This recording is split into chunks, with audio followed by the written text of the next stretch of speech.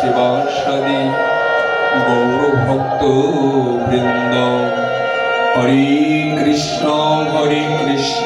কৃষ্ণ কৃষ্ণ হরে হরে, হরে রাম রাম রাম হরে হরে। ওম নমো ভগবতে বাসুদেবায়। ওম নমো ভগবতে বাসুদেবায়। ওম নমো ভগবতে বাসুদেবায়।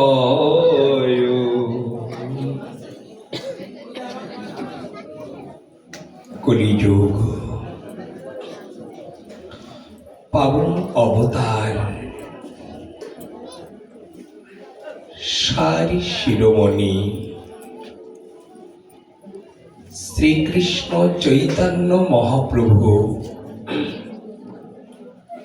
শ্রীমান নিত্যানন্দ প্রভুর কৃপাধন্য মূর্তি, অস্মাদীয় পরম গুরুদেব শ্রী শ্রী 108 মহন্ত মুরারিদাস বাবাজি মহারাজ, মুদীয় শ্রী গুরু মহারাজ, জগৎগুরু নিত্যানন্দ দ্বারাচার্য শ্রী শ্রী 108 মহন্ত শ্যামসুন্দর দাস দেবাচার্যজি মহারাজ, তারই অপরাক্ষ কৃপা ও করুণা কণায় আজই পরম মঙ্গলময় নিত্যানন্দ পীঠ নারকেলিয়া কেন্দ্র মন্দির প্রাঙ্গণে পরম মঙ্গলময় আজই পূর্ণ রজনীতে হরি কথা সুধা যজ্ঞের পরম আয়োজনে সম্মুখে বিরাজমান জগৎ মাতার অংশভূতা মাতৃমণ্ডলী, জগৎ পিতার অংশভূতা পিতৃমণ্ডলী, কীর্তনী আচার্যগণ, পাঠক আচার্যবর্গ, গুরুবর্গ তথা সাকার নিরাকারে যারা অবস্থানরত সকলের শ্রী কমল চরণে দিন অতি দিনের মাতিষ্য জীবের প্রণামাতীত প্রণাম রইল। জয় আজি পরম সুধা প্রেমময় কথাযজ্ঞের বাচিক যজ্ঞের পরম আয়োজনে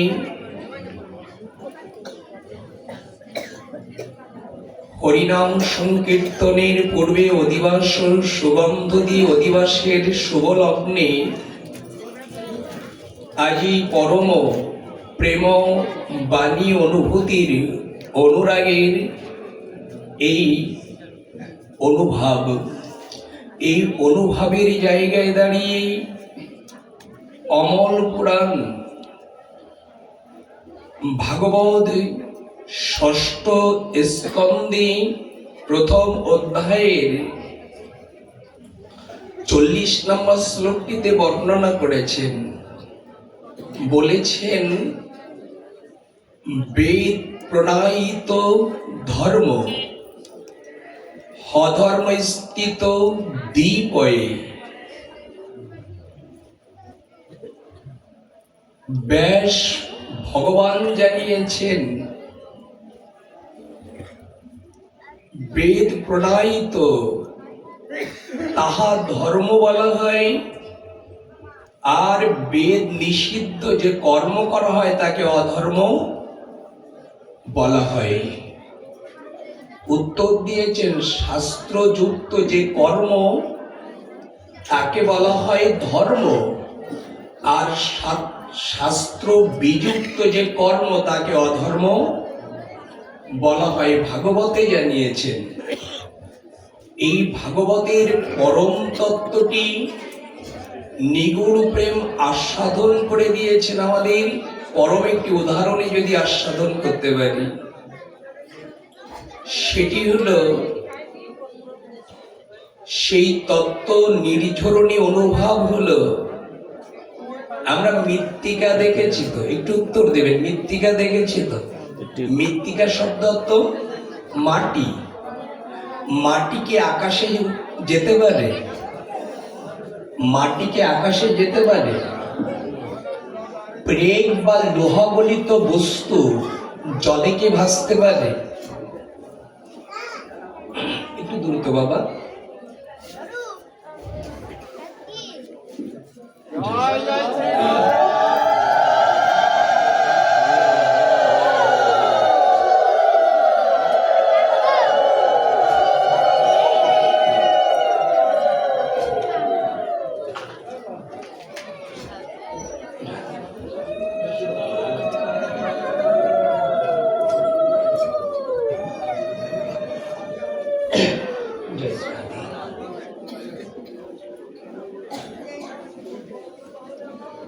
হৃদয় অনুভূতি নিগড়ানোর পথ বা মার্গ আমরা দর্শন করতে পারবো যদি সাউন্ড একটু কমিয়ে দাও। কি তত্ত্ব আস্বাদন করেছেন? মৃত্তিকা তথা মাটি যেমন আকাশে যেতে পারে না, প্রেগ বা লোহা যেমন জলে ভাসতে পারে না, তদনুরূপ এই জগতের মাদিস্য জীব বৈকুণ্ঠে বা ভগবানের স্তরে সহজে যেতে খুব অবয়বটা হৃদয় রাখতে হবে। আবার বলি, কথাটি ধারণ করবেন। মাটি যেমন আকাশে যেতে পারে না, যেমন লোহা বা পেরেক গলিত জলে ভাসতে পারে না, মাদিস্য জীব আর বিষয়ী জীব সহজে বৈকুণ্ঠে বা ভগবানের স্তরে যেতে কিন্তু আবার যেতে শব্দার্থ বিকি আস্বাদন করতে হবে। যেমন যেতে পারে না, আবার যেতে পারে। কি করে পারে?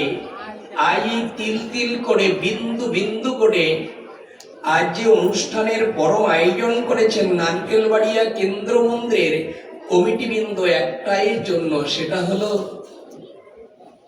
জানিয়া না জানিয়াও ভিখারি যদি কারোর দুয়ারে আসে, গারস্থ যেমন ফেরায় না, তোমার দুয়ারে গোবিন্দ আমরাও দাঁড়িয়েছি, বুঝি আর না বুঝি তুমিও ফেরাবে না, আমরা জানি।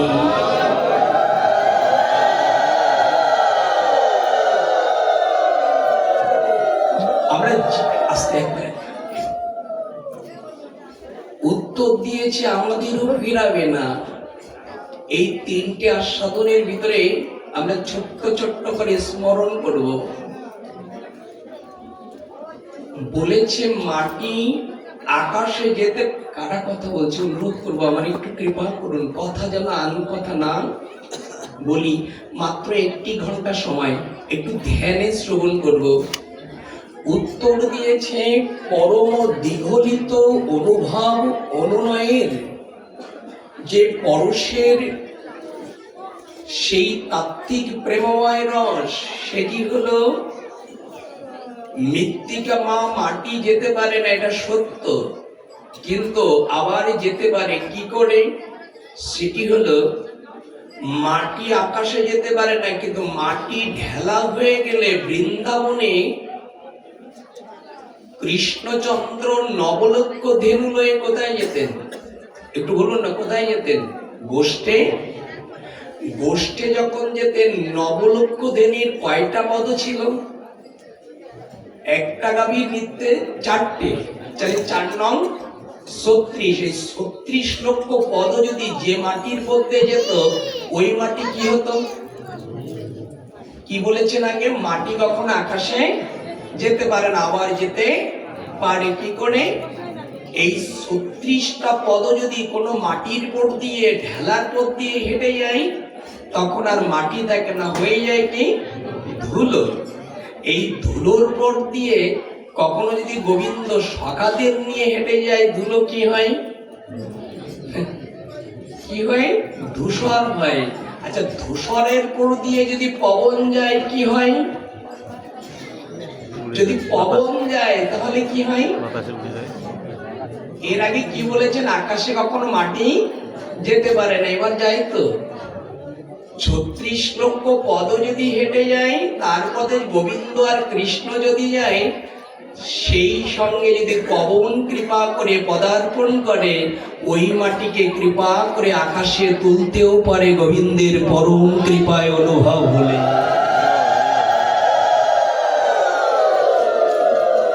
আস্তে আস্তে এই তত্ত্ব অনুভব এলো।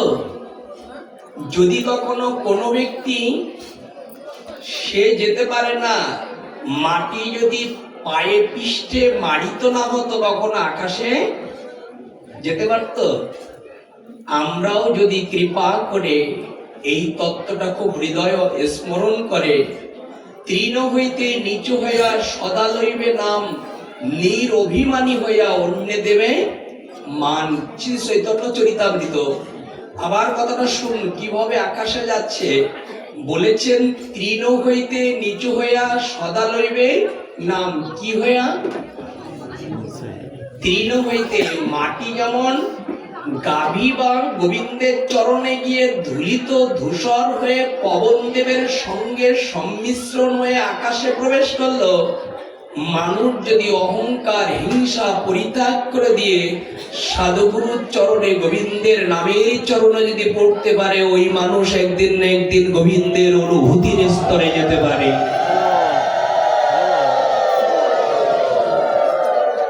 দ্বিতীয় কথাগুলো খুব মন দিয়ে, আমরা দ্বিতীয় কি ছিলাম?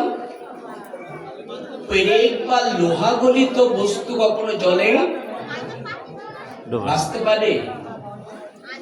বিজ্ঞান তত্ত্ব আলোচনা একটু শ্রবণ করুন। আমরা আলোচনার বিষয়বস্তুটা বলে দিই। আজ আলোচনার বিষয়বস্তু হলো 16 প্রহর নামযজ্ঞের অনুষ্ঠান। তো এখানে একটু তো দেবেন। 16 প্রহর নামযজ্ঞের অনুষ্ঠানের পূর্বে কি হয়? অধিবাস। আজ আমাদের আলোচনার বিষয়বস্তু হলো, সেটি হলো অধিবাস কাহাকে বলা হয়। খুব মন দিয়ে লক্ষ্য করব, অধিবাস কাকে বলা হয়। দ্বিতীয়ত আলোচনা হলো যজ্ঞ কাহাকে বলে। কয়টা শব্দ? দুটো, মনে রাখবেন। প্রথমে অধিবাস কাকে বলে এবং সর্বপ্রথমে পৃথিবীতে কে অধিবাস করেছিল, এই দুটো তত্ত্ব সাধন করবো আমরা। আর দ্বিতীয় হলো যজ্ঞ কাহাকে বলে। এই দুটি তত্ত্বে আলোচনায় বিশ্রাম দেব। তার আগে আমরা একটু আস্বাদন কর্মতত্ত্ব, বিজ্ঞান তত্ত্ব কি বলেছি। লোহা জলে কখনো ভাসতে পারে না। আমি অনুরোধ করব কমিটিকে, যদি সম্মুখে অনেক ভক্তের একটু বসিয়ে দিয়ে যায়, বারবার কথা বলে বিঘ্ন হবে আমাদের, একটু দৃষ্টি রাখবেন কৃপা করে। এই স্তর হচ্ছে নারকেলবাড়িয়া কেন্দ্র মন্দির কমিটিবৃন্দ যারা আছেন, ভক্তের বসিয়ে দেওয়ার জন্য এবং আন কথায় নিমগ্ন না হওয়ার জন্য একটু কৃপা করে সেবায় এগিয়ে যান। এই উত্তর দিয়েছে লোহা গলিত পেরেক কখনো। আচ্ছা, পাথর জলে দিলে কি হয়? চলে যায় তো। কিন্তু এখানে লিখছে হরি নামে পাথর। এটা মিথ্যা না সত্য? সত্য না মিথ্যা? যদি সত্যই হয় তাহলে পুকুরে চলেন আমার সঙ্গে, কেমন সত্য দেখায়, তখন মিথ্যায় প্রমাণ হবে। কিন্তু এটা সত্য কি করে হলো, আমরা এই বর্ণনা করব কিভাবে সম্প্রীতি দিয়ে করে দিয়েছে। বলেছেন তাত্ত্বিক তত্ত্বে পেরেক বা লোহা জলে দিলে সঙ্গে সঙ্গে ডুবে যাবে, পৃথিবী ওটা ভাসতে পারে না। কিন্তু আমাদের সনাতন ধর্মে দেখিয়ে গেছে হরি নামে পাথর ভাসে জলে। শোলা ডোবে কি? শোলা ডোবে না ভাসে? এখানে উত্তর দিয়েছে হরি নামে পাথর ভাসে, শোলা ডোবে জলে। এই তত্ত্ব যদি যথার্থ হয়, শুনে এসেছি, কিন্তু এর মাহাত্ম্যটা কি? শুনছি তোর জন্ম থেকে, কিন্তু এর মাহাত্ম্য তাৎপর্যায় কি, এটা তো আমাদের হৃদয়ে নিতে হবে। এই তত্ত্বগুলো ধীরে ধীরে যদি হৃদয়ে নিতে পারেন, এক পা এগিয়ে যেতে পারবেন। এই দেখো তত্ত্বটা কি দিয়েছে, লোহা যেমন বস্তু ডুবে যায়, পাথরও ডুবে যায়, এটা সত্য বটে, কিন্তু লক্ষ্য করে দেখো এটা ভাসে কি করে। যেমন যেমন পেরেক লোহার সম্প্রীতি, এটা ডুবে যাবে, কিন্তু কাঠ যদি জলে দিই ওটা ডুববে না ভাসবে? কাষ্ঠ ভাসবে। আচ্ছা, কাষ্ঠ যদি ভাসে, ওই কাষ্ঠ তুলে এনে যদি পেরেকটা হাতুড়ি দিয়ে কাঠের সঙ্গে বিদীর্ণ করে দেওয়া হয়, যুক্ত করে দেওয়া হয়, এরপর যদি জলে দেওয়া হয়, পেরেক ভাসবে না ডুববে? এর আগে কি বলেছিলেন?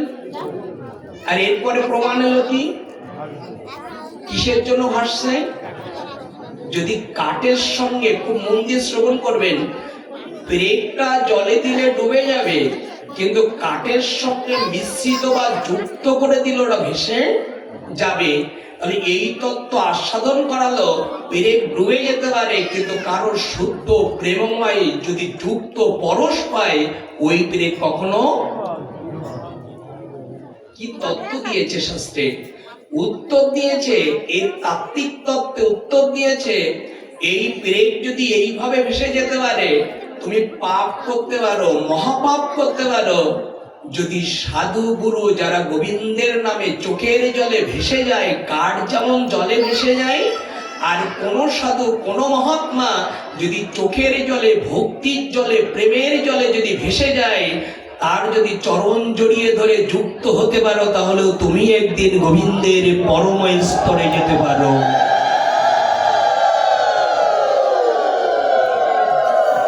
আমরা কি বুঝতে পারছি কথাগুলি? কেন আমরা এই যজ্ঞ করছি, কেন সাধু সঙ্গ করছি, কেন ভাগবত পাঠে এসেছি?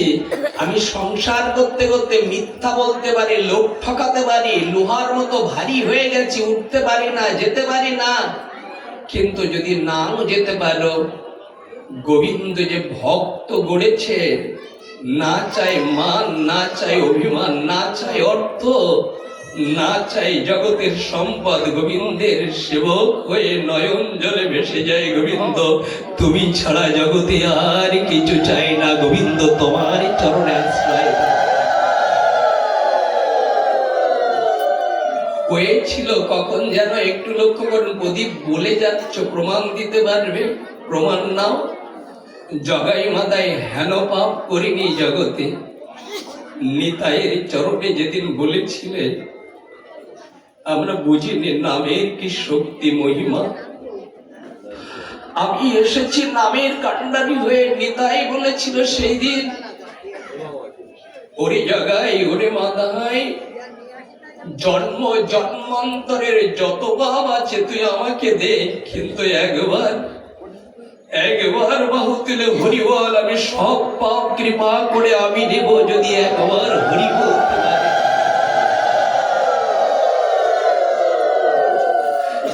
নিত্যানন্দ যেন বলেছিল, মাদাই এসেছিস নামের কান্ডারি হয়ে, কিন্তু অনেক দেরি করে এলি।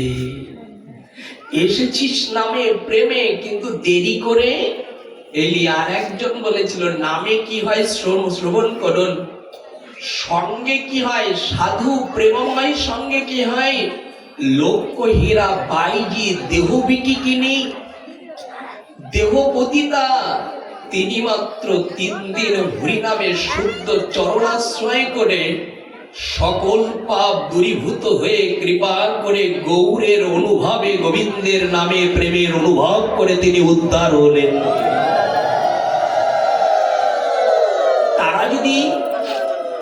তারা যদি লোহার মতো পাপী হয়েও হরিদাসের মতো কাষ্টে যুক্ত থেকে উদ্ধার হতে পারে, জগাই মাতাই যদি তারা মহাপাপী মাতাল নারীর যিনি সতীত্ব লুণ্ঠন করতেন, চুরি বা ডাকাতি করতেন, তারা যদি নিতাইয়ের কমল চরণে যুক্ত হয়ে উদ্ধার হতে পারে, তাহলে আপনারা যারা, আমরা যারা সংসার করছি, সাধুর চরণ, মহাত্মার চরণ যদি নিতাইয়ের মতো, জগাই মাতায়ের মতো, লক্ষ হীরার মতো ধরে রাখতে পারো, তাহলে তুমি এই জগৎ থেকে কৃপা করে উদ্ধার হতে পারবে, যদি এরকম ভাবে ধরতে। একটু ভাববেন কথাগুলো, শুধু শুনবেন না। কি করে আমরা এই জগৎ থেকে ভগবত প্রেরিত হতে পারি? আমরা তিনটি অর্থ জানার চেষ্টা করেছিলাম। সেটি হলো, কি করে মাটি আকাশে যায়, জলে কি করে লোহা ভাসে, আর মানুষ হয়ে কি করে ভগবত ধামে মাদিস্য জীব হয়ে যাওয়া যায়, না কিভাবে যাওয়া যায়। মনে আছে তিনটি? আমরা এতক্ষণ অনুনয় করে অনুভবের রাজ্যে, অনুভূতির রাজ্যে প্রবেশ করেছি। এই পথ ধরে যদি কেউ এগিয়ে যায়, একদিন না একদিন গন্তব্যস্থানে যেতে পারবে। এতক্ষণ যে আমরা তত্ত্বে অনুভব করলাম, যদি সাধুগুরু মহাত্মার কখনো সেবায় সেবিত হয়ে কোনো ভক্ত যদি এগিয়ে যায়, ওই একদিন না একদিন গন্তব্য ঠিকানায় যেতে পারবে। কিন্তু সাধুগুরু মহাত্মার সঙ্গে যে যুক্ত নেই, সেবা প্রেম ভাব ভক্তিতে যদি যুক্ত না হয়, কোটিপতি হতে পারে, লক্ষপতি হতে পারে, সম্মান হতে পারে, পদমর্যাদা হতে পারে, কিন্তু তুমি লক্ষ্যভ্রষ্ট, লক্ষ্যে তুমি পৌঁছাতে পারবে না। লক্ষ্যে তুমি পৌঁছাতে পারবে না। এই লক্ষ্যে পৌঁছানোর জন্য যার দিনে ইনকাম ছিল 52 লক্ষ দিনে ইনকাম ছিল 52,36,000 টাকা, পালকিতে লোকের কাঁধে বয়ে বেড়াতো, তিনিই বলেছিল, ধোপার মেয়ে যেদিন বলেছিল, জ্ঞান ফিরল কি করে দেখেন, ধোপার মেয়ে যেদিন বলেছিল, বাবা বেলা যে যাই বাসনায় আগুন দেবে না, এই একটা সাধিকা ধোপার মেয়ের কথা শুনে পালকিতে রত লালাবাবু বলেছে, আমারও তো বেলা যায়, আমি তো নিজের দিকে কোনো খেয়াল। আমাদের এখন হবে না, কোন দিন হবে জানেন?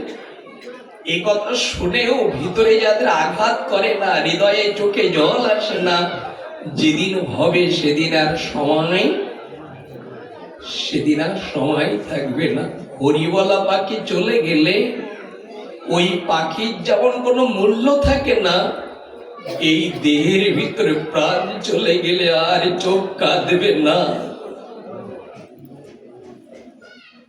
এই চোখ আর কাঁদবে না। হাত দিয়ে কাল থেকে গোবিন্দের চরণে আর পুষ্প অঞ্জলি দেওয়া হবে না। এই জন্য হরিবলা পাখিটা যতদিন আছে ততদিন বলে নাও, যদি এরপরে সিগাল কুকুরে জন্ম হয়, আর কখনো তুমি মন্দিরে যেতে পারবে না, গৌর বলতে পারবে না, জীব দিয়ে আর গোবিন্দ সেবায় এগিয়ে যেতে পারবে না। বলে নাও, অনুভব রাজ্যে অনুরাগে আসুন। কি তত্ত্ব আস্বাদন দিচ্ছে আমাদের এই তাত্ত্বিক তত্ত্বের অনুরাগে। বলেছেন, যদি তুমি আসতে চাও সময়, যদি চাইতে চাও জগতের মাঝে লক্ষ্যভ্রষ্ট না হয়ে, লালাবাবু বলেছিল, গোবিন্দ প্রহ্লাদের মতো আমি সকাল সকাল, ধ্রুবের মতো, অম্বরীশ ঋষির মতো আমি আসতে পারিনি। এসেছি সন্ধ্যা হলেও, কিন্তু পথ ভ্রষ্ট হয়নি, তোমার চরণে এসেছি, ফিরিয়ে দিও না। ব্রহ্মাও এই কথা বলেছিল, লালাবাবু নয়, ব্রহ্মা বলেছিল, নবলক্ষ ধেনু হরণ করার অপরাধে যেদিন কৃষ্ণচন্দ্র বলেছিল, এই অপরাধের নিকৃষ্ট জমিতে গলিতে ভবে যেতে হবে তোমার, সেদিন ব্রহ্মা হাত জোড় করে গোবিন্দের চরণে তাকিয়ে বলেছিল, গোবিন্দ অপরাধ যদি হয়, গলিতে যেতেই হয়, ভূতলে যেতে হয়, যাব, কিন্তু একটা মিনতি। কথাগুলি খুব স্পর্শিত, মর্মভেদী। সেদিন হাত জোড় করে ব্রহ্মা সৃষ্টিকর্তা বলেছিল, গোবিন্দ যাব বটে ভূতলে, নিকৃষ্ট জুনিতেও যাব, দুঃখ নেই, কিন্তু আমার নিবেদন একটা, তোমার চরণ ছাড়া করবে না তো। কথা দাও, আমি যেখানে যাব, আমি হরিনাম নিয়ে, সাধু সঙ্গ নিয়ে তোমার মাঝে বেঁচে থাকতে চাই, আমি অন্য কিছু। এই জন্য হরিদাসকে না গোবিন্দ কখনো চরণ ছাড়া, দেখবেন সিদ্ধ বকুল গাছ তলায় কাটিয়েছিল। গোবিন্দ জগন্নাথ মন্দিরে হরিদাস যেতেন না, কিন্তু ওই কথা রক্ষা করার জন্য চৈতন্য মহাপ্রভু ভক্তের নিকটে আসছেন। কেন? আমি বলেছিলাম, আমি তোমার চরণ ছাড়া, কথা খুব বিরল। এই জন্য অনুরোধ করে যাব, যে লক্ষ্যে পৌঁছাচ্ছেন, যে লক্ষ্য দিয়ে যাচ্ছেন, এই লক্ষ্য ভ্রষ্ট যেন না হয়ে আমরা দৈবী হেসা গুণমহী মম মায়া দুরিয়ত্রয়া মাবিববা প্রবাদন্তে মায়া মেতান্তরান্তিতে, এই ত্রিগুণময়ী দৈবী মায়া অতিক্রম করা অত্যন্ত কঠিন। কিন্তু ব্রহ্মার মতো কোনো ব্যক্তি যদি আমাকে আশ্রয় করতে পারে, আমি কথা দিলাম এই ত্রিগুণময়ী মায়া তোমাকে দুঃখ দিতে পারবে না। যদি আমাকে আশ্রয় করতে, মামিকাং শরণব্রজ, আমাকেই যদি আশ্রয় করতে পারেন। এতক্ষণ পথ বিজ্ঞান তত্ত্বের মধ্যে আস্বাদন ছিলাম। এরপরে আমরা দুটি বিষয় আলোচনার ভিতরে প্রবেশ করেছি, কর্ম, অধিবাস এবং যজ্ঞ কাকে বলা হয়, মনে আছে কথাগুলি? এরপরে আমরা প্রথমেই তত্ত্বের মধ্যে আস্বাদন করব, সেটি হলো পরম অনুভব করেছে অধিবাস। মনে আছে আজকে কি সুগন্ধ দিন? আচ্ছা, অধিবাস কাকে বলে? এই যে কততম হচ্ছে জানো? এটা নবমতম। তো নবমতম অনুষ্ঠানে কিছু আমাদের ধারণ করতে হবে, কিছু ধারণ করতে হবে। এই নবমতম অধিবাস কীর্তনে অধিবাস কাকে বলে? অধিবাসটা কাকে বলে এটা তো আমাদের জানতে হবে। জলে যদি কেউ নামে, জল দেখেছি, সরোবর দেখেছি, একটু কথা বলুন। সরোবর বা জল দেখেছি? সরোবর বা জলে কেউ নামতে পারে, এটা নামার অধিকার সকলের আছে। কিন্তু গঙ্গা ভাগীরথী মা বলছে আমার বুকে এসো, নামো বটে, কিন্তু আমি তোমাদের বললাম নামার আগে তোমরা সাঁতার না জেনে যেন নেমো। কোন কাজ করার আগে একটা জিনিস গঙ্গা মায়ের কাছ থেকে শিখে নিন। গঙ্গা বলছে আমার বুকে নামবে, দুঃখ নেই, কিন্তু সাঁতার না জেনে যদি নামো তাহলে আত্মা নিয়ে ফিরে যেতে। এই জন্য যজ্ঞ করবে, তপস্যা করবে, ব্রত করবে, ধর্ম করবে, তার আগে তুমি জানার চেষ্টা করো এভাবে কিভাবে করতে হয়। এই দেখো তত্ত্বগুলো। অধিবাস কাকে বলা হয়? অধিবাস শব্দের অর্থ তিন ভাগে বিভক্ত করে দিয়েছে। এই অধিবাস শব্দের অর্থ আহ্বান, নিমন্ত্রণ বা বোধন। কয়টি বললাম? তিনটি। কত লক্ষ্য রাখবেন, আহ্বান, নিমন্ত্রণ আর বোধন। এই তিনটি শব্দের সঙ্গে যদি সম্মিশ্রণ হয় তাহলে লক্ষ্য করবেন যে আমন্ত্রণ, এখানে খোল করতাল নিয়ে কি করে, নিত্যানন্দ কৃপা করে আসিতে কি আহ্বান করে। তো বোধন শব্দ তো আমন্ত্রণ বা আহ্বান, এর মূল শব্দ তো ভগবানকে ওই জগৎ থেকে এই জগতে নামানোর নাম হলো অধি। এর একটা সরলত্ব আছে, কি জানেন? অধিবাস, অধি, তার অধীনে বাস করার নামই হলো। আচ্ছা, না নামিয়ে কি বাস করা যাবে? তাকে তো আগে নামাতে হবে, তারপর তো বাস করাবে।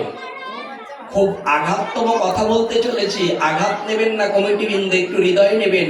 হাজারো কমিটি আছে, এই দিকে আমাদের দৃষ্টি নাই। আচ্ছা, এই আহ্বানটা কারা করবে? এই গ্রামবাসী অধিবাস করছে, যজ্ঞ করছে, না দল এই কীর্তন করবে আর অধিবাস করবে? কারা করবে? শব্দ দুটো, খুব মন দিয়ে শব্দগুলোকে বিচক্ষণ করবেন। উত্তর হলো যারা অধিবাস কীর্তনিয়া দল আসছে, এরা কি অধিবাস করবে না গ্রামবাসী অধিবাস করবে? কারা করবে? গ্রামবাসী। সত্য, কারণ এরা অধিবাস করাবে। কীর্তনিয়া কি করবে? অধিবাস করাবে। আর গ্রামবাসী কি অধিবাস করবে? শব্দ কি দুটো না একটা? এই কীর্তনিয়া অধিবাস করাবে আর গ্রামবাসী অধিবাস করবে। এই দুটো তত্ত্ব যারা জানে না তাদের অধিবাস প্রকৃত হতে পারে না। খুব মন দিয়ে লক্ষ্য করবেন, অধিবাস কেউ করাবে আর কেউ করবে। টিচাররা শিখাবে, কিন্তু ছাত্র যদি না শেখে ওই ছাত্র কখনো পাস করতে পারে না। এখানে টিচার হয়ে যে দল কীর্তনিয়া থাকবে তাদের ভাবে একটু লক্ষ্য করে, একটু উদাহরণ দিয়ে বলি। আপনার সন্তান আছে, গর্ভজাত সন্তান। কারা কথা বলছে? ছোট সন্তান দিয়ে স্থির রাখুন। গর্ভজাত সন্তান, মোবাইল গুলো সাইলেন্ট রাখবেন, অনুরোধ করছি, বাইরে কথা বলতে পারবো না, বেশি সময় নেই আমার হাতে। লক্ষ্য করবেন, নিজের গর্ভজাত সন্তান, এই সন্তান যদি কাঁদে আর পাশের বাড়ির একটা সন্তান কাঁদলো, দুটো সন্তান একসঙ্গে কাঁদলে, আচ্ছা মার যে গর্ভজাত সন্তান আছে ওই কান্না আর অপরের ছেলের কান্না ভিতরে কি সমান হবে? একই মানুষ, একই ছেলে, দুজন ছেলে, কান্না কি মায়ের ভিতরে একরকম নেবে? নেবে না কেন? মানুষ তো সবাই বলবেন উনি তো আবার গর্ভজাত।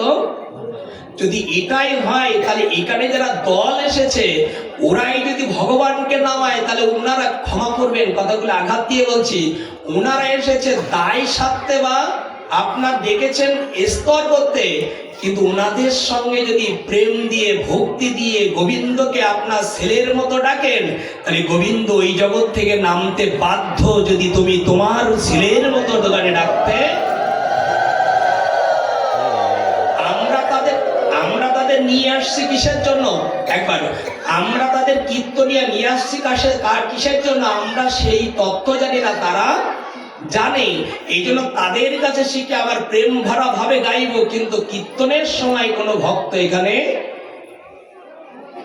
কতগুলো মস্তিষ্ক দেবেন। ওই জগৎ থেকে, পারমার্থিক জগৎ থেকে, গোলক বৈকুণ্ঠ থেকে ভগবান এই জগতে নামবে। যদি মার ব্যথা না থাকে সন্তানের প্রতি, তাহলে সন্তান কৃপা করে বড় হতে, এইটাকে একটা আরেকটু তত্ত্ব বিকিয়ে বলছি। উত্তর দিয়েছে, সন্তান ছোট কাঁদছে, তো কান্নার মধ্যে সন্তান কাঁদছে, মা কোনো কাজ করতে পারছে না। মা তখন একটি খেলনা দিল, ট্রেন, বাস, মাইক্রো, হেলিকপ্টার দিয়ে দিল খেলনা। সন্তান যদি ওটা খেলতে খেলতে ওর মধ্যে মজে থাকতে পারে, মা অন্য কাজ করতে পারবে তো? বলুন না। আচ্ছা, এই খেলনাগুলো হাত দিয়ে পা দিয়ে যদি সব ছুড়ে দিয়ে মা মা করে ডাকে, কান্না করে, মা অন্য কাজ করতে পারে? পারে কি? কাছে আসবে কিনা? উত্তর দিয়েছে, এখানেও যদি অধিবাসের মধ্য দিয়ে গ্রামবাসী এবং কীর্তনিয়া সম্মান চায় না, প্রশংসা চায় না, অর্থ চায় না, মায়ের মতো তোমাকে চাই গোবিন্দ, আসতেই হবে এই আসরে, তুমি না আসলে কীর্তন তার আসতেই হবে। কোথায় লেখা আছে অনুভব করেন, কোথায় লেখা আছে? এই তথ্য দিয়েছে, বলেছেন ভাগবতের তত্ত্ব দিয়েছেন, নাহাং তিষ্ঠাং বৈকুণ্ঠে যোগিনাম হৃদয়ের নচ মদ ভক্ত গায়ন্তি অত্র তিষ্ঠামি। নারদকে ডেকে বলেছেন, নারদ তুমি শুনে রাখো, আমি বৈকুণ্ঠেও থাকি না, আমি যোগীগণের হৃদয়েও থাকি না। অধিবাস কীর্তনের মাঝে কোনো ভক্ত যদি কৃপা করে নয়ন জলে ভেসে যায় আমাকে নামাতে গিয়ে, আমি বৈকুণ্ঠে ছাড়তে পারি, যোগীগণের হৃদয় ছেড়ে ওখানে যুগলে গিয়ে দাঁড়াতে পারি, যদি কৃপা করে ওই রূপ ভাবে দাঁড়ায়। অধিবাস তত্ত্বগুলো আমরা আস্বাদন করবো আমরা। এই জন্য আমাদের এই তত্ত্বের অনুভব করেন, এরকম ভাবে পৃথিবীর বুকে সর্বপ্রথমেই এই হরিনাম সংকীর্তনের যজ্ঞের আগে সর্বপ্রথম অধিবাস কে করেছিল জানা আছে? কথাগুলো খুব নিগুড় তত্ত্ব অনুভব করবেন। এই তত্ত্ব দিয়েছে আমাদের মাঝে, অধিবাস তত্ত্বের অনুরাগে দিয়েছেন, অনুভবে দিয়েছেন। সেই তত্ত্বটি আস্বাদনের পরম প্রেমারাগ্য অনুভূতি আসবে, সেটা দেখিয়েছেন আমাদের দেবাদিদেব মহাদেব। এই পৃথিবীর বুকে এই অধিবাস যারা করছেন, এই অধিবাস পৃথিবীর বুকে, যেমন একটা উদাহরণ দিলে বুঝবো, এই পৃথিবীর বুকে সনাতন ধর্মে যদি আমরা তাকাই, মানুষ শরীর নিয়ে পৃথিবীতে কে এসেছিলেন? সেটা হলো মনুয়ার শতরূপা, তাই তো? মনুয়ার শতরূপা যদি সর্বপ্রথম মানুষ রূপ নিয়ে আসে, তাহলে এই অধিবাস সর্বপ্রথম কে করেছিল? এটা যে জানার বিষয়, জানার বিষয় কিনা? এই তত্ত্ব দিয়েছে চৈতন্য চরিতামৃত গ্রন্থ।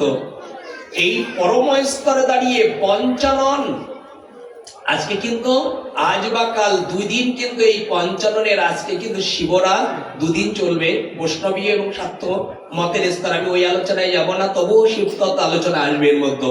শুনুন, এই তাত্ত্বিক তত্ত্ব বলেছে এই পঞ্চানন পৃথিবীতে এখনো গৌর আসেনি, এখনো গৌর মহাপ্রভু আসেনি। তখন শিব এসেছিল জগতের মাঝে এই প্রকাশ করতে, জগৎজীবকে কৃপা করতে। কিন্তু শিব এসেছিল, শিবের নাম কি হয়েছিল?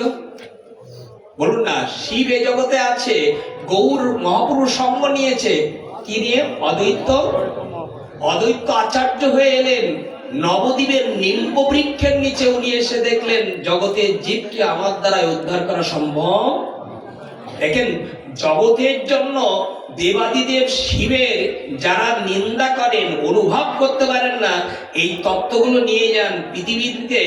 আমরা ডেকে আজ চৈতন্য মহাপ্রভুকে আনতে পারিনি, কোনো দেবতা নামাতে পারিনি, একমাত্র শিবই এই জায়গায় এসে দুয়ারে দাঁড়ান আমাদের কলিজীবের জন্য। একটু লক্ষ্য করুন, উনি যখন এই হরিনাম যারা পাচ্ছেন কাল থেকে করবেন, এই হরিনাম আমরা পেতাম না এত সহজে যদি শিব না কৃপা করে অধিবাস না করতেন।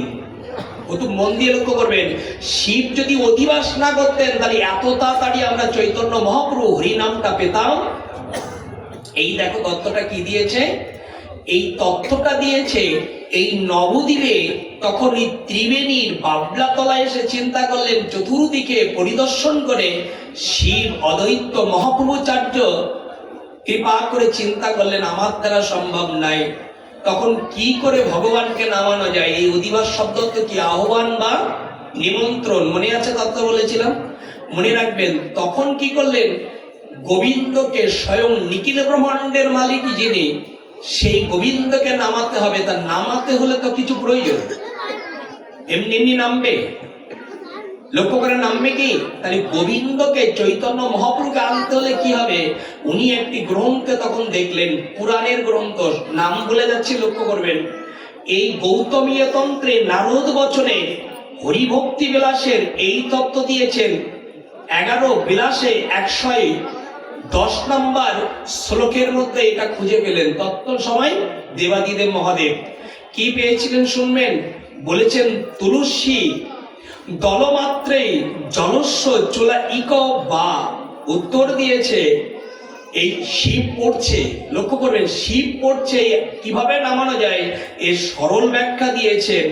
যদি জল আর তুলসী দিয়ে নিত্য ভগবানকে আরাধনা করা যায়, ভগবান কৃপা করে ভক্তবৎসল ভগবান ভক্তের নিকটে তিনি নিজেকে বিক্রয় করে দিয়ে চলে। খুব তত্ত্বপালক করা পরের লাইনটা শ্রবণ করুন।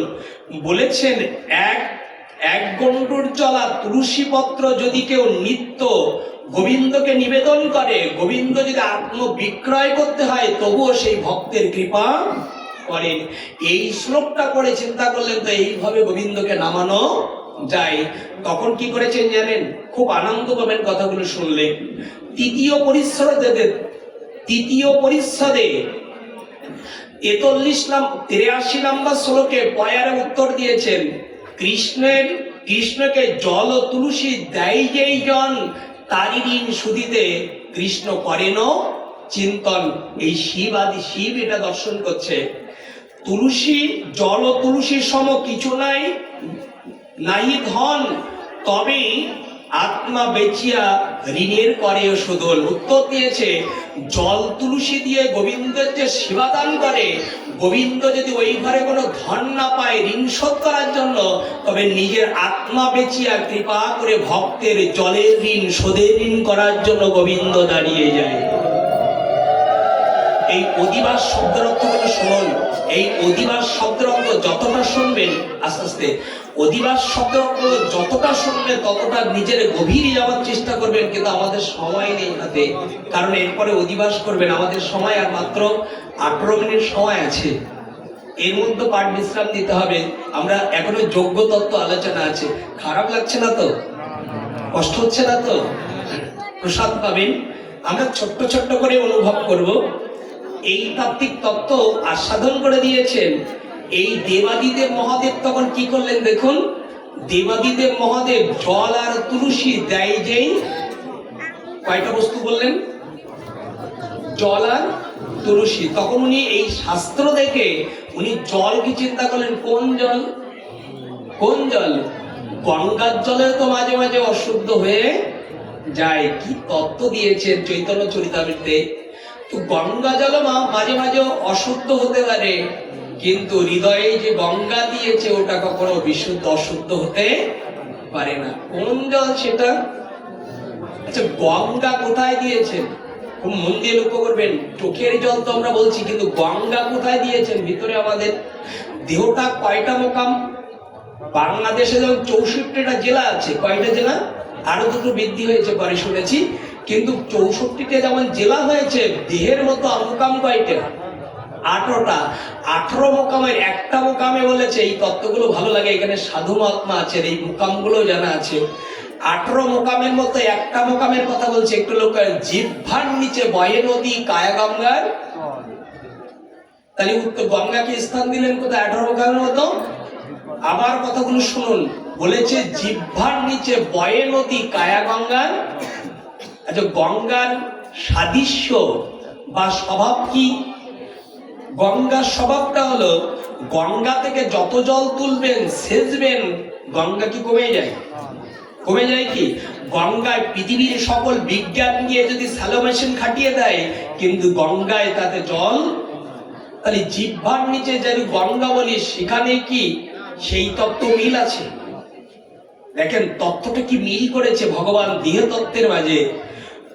গঙ্গায় যেমন শেষে জল শেষ করা যাবে না, প্রত্যেকের নিচে যে গঙ্গা দিয়েছে গোবিন্দ, প্রত্যেকের নিচে কায়া গঙ্গার জল। কায়া শব্দ কি? পরিষ্কার, নির্মল। এই কায়া গঙ্গার জল প্রত্যেকের জিহ্বার নিচে যে গঙ্গা আছে, জল আছে, ওই গঙ্গা যেমন শেষে শেষ করা যাবে না, আপনার জিহ্বার নিচে যে জল আছে ওটাতে আপনি শেষ করতে পারবেন? পারবেন। কারণ যেমন ওই গঙ্গার জল শেষ হবে না, গোবিন্দ বলেছে আমিও গঙ্গা তৈরি করে দিয়েছি, ওখানেও তোমার জল শেষ। মিল আছে কিনা? 18 মোকামের সঙ্গে মিল আছে কিনা? উত্তর দিয়েছে এই গঙ্গা স্তর দিয়ে এর থেকে পরম গঙ্গা। গঙ্গার পরম গঙ্গা কোথায়? একটু লক্ষ্য করবেন। বলেছে এই গঙ্গা জিহ্বায় বসতে পারে, কিন্তু একটা পরম গঙ্গা আছে, সেখানে বেরোতে পারে কিন্তু যেতে। কি তত্ত্ব দিয়েছি!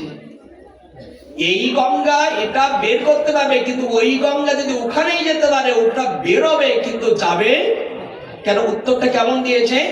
আচ্ছা, এই নিচে জিহ্বার নিচে যে গঙ্গার জল আছে, এটা আপনি থুতু দিয়ে বের করে ফেলতে পারবেন বা গিলতে পারবেন, কিন্তু এই গঙ্গার জল যদি একবার চোখের মধ্যে যায়, ওর মধ্যে ঢোকানো যাবে, বের করা মানে এই চোখ দিয়ে আপনি ঢুকাতে পারবেন না, বের করতে পারবেন। বলছে যারা বের করতে পারে তারা গোবিন্দ বের করতে। কি তত্ত্ব দিয়েছে! যারা গোবিন্দ এই চোখের জলকে বের করতে পারে, তারা হৃদয়ের মধ্য থেকে তাকে বের করতে। কে বলেছে? আমার রবীন্দ্রনাথ ঠাকুর বলেছে, আমার হিয়ার মাঝে লুকিয়েছিলে, দেখতে তোমায় পাইনি আমি, দেখতে তোমায় পাইনি। অর্থাৎ তুমি আমার কাছে ছিলে, কিন্তু আমি বের করতে পারিনি, বেদায় তোমায় আমি দেখতে। যারা মানে বের করতে পেরেছে তারাই কেবল এটা দেখতে। এই জন্য ভাই মারা গেলে হাউ মাউ করে কাঁদা যায়, পতি মারা গেলে কাঁদা যায়, ব্যবসা হারালে কাঁদা যায়। ভেবে দেখুন, রাত্র ঘুমানোর সময় আমিও তো গোপালকে হারিয়েছি, আমি তো কানাইকে হারিয়েছি, আমিও তো গোবিন্দকে হারিয়েছি। চিতার পরে যখন একবার উঠে যাব, সবাই চলে আসবে। যদি তার জন্য কাঁদতে পারি, সে কখনো ভুলে যাবে না তিনি একমাত্র কান্ডারি হয়ে আমার পাশে থাকবে যদি কাঁদতে পারেন।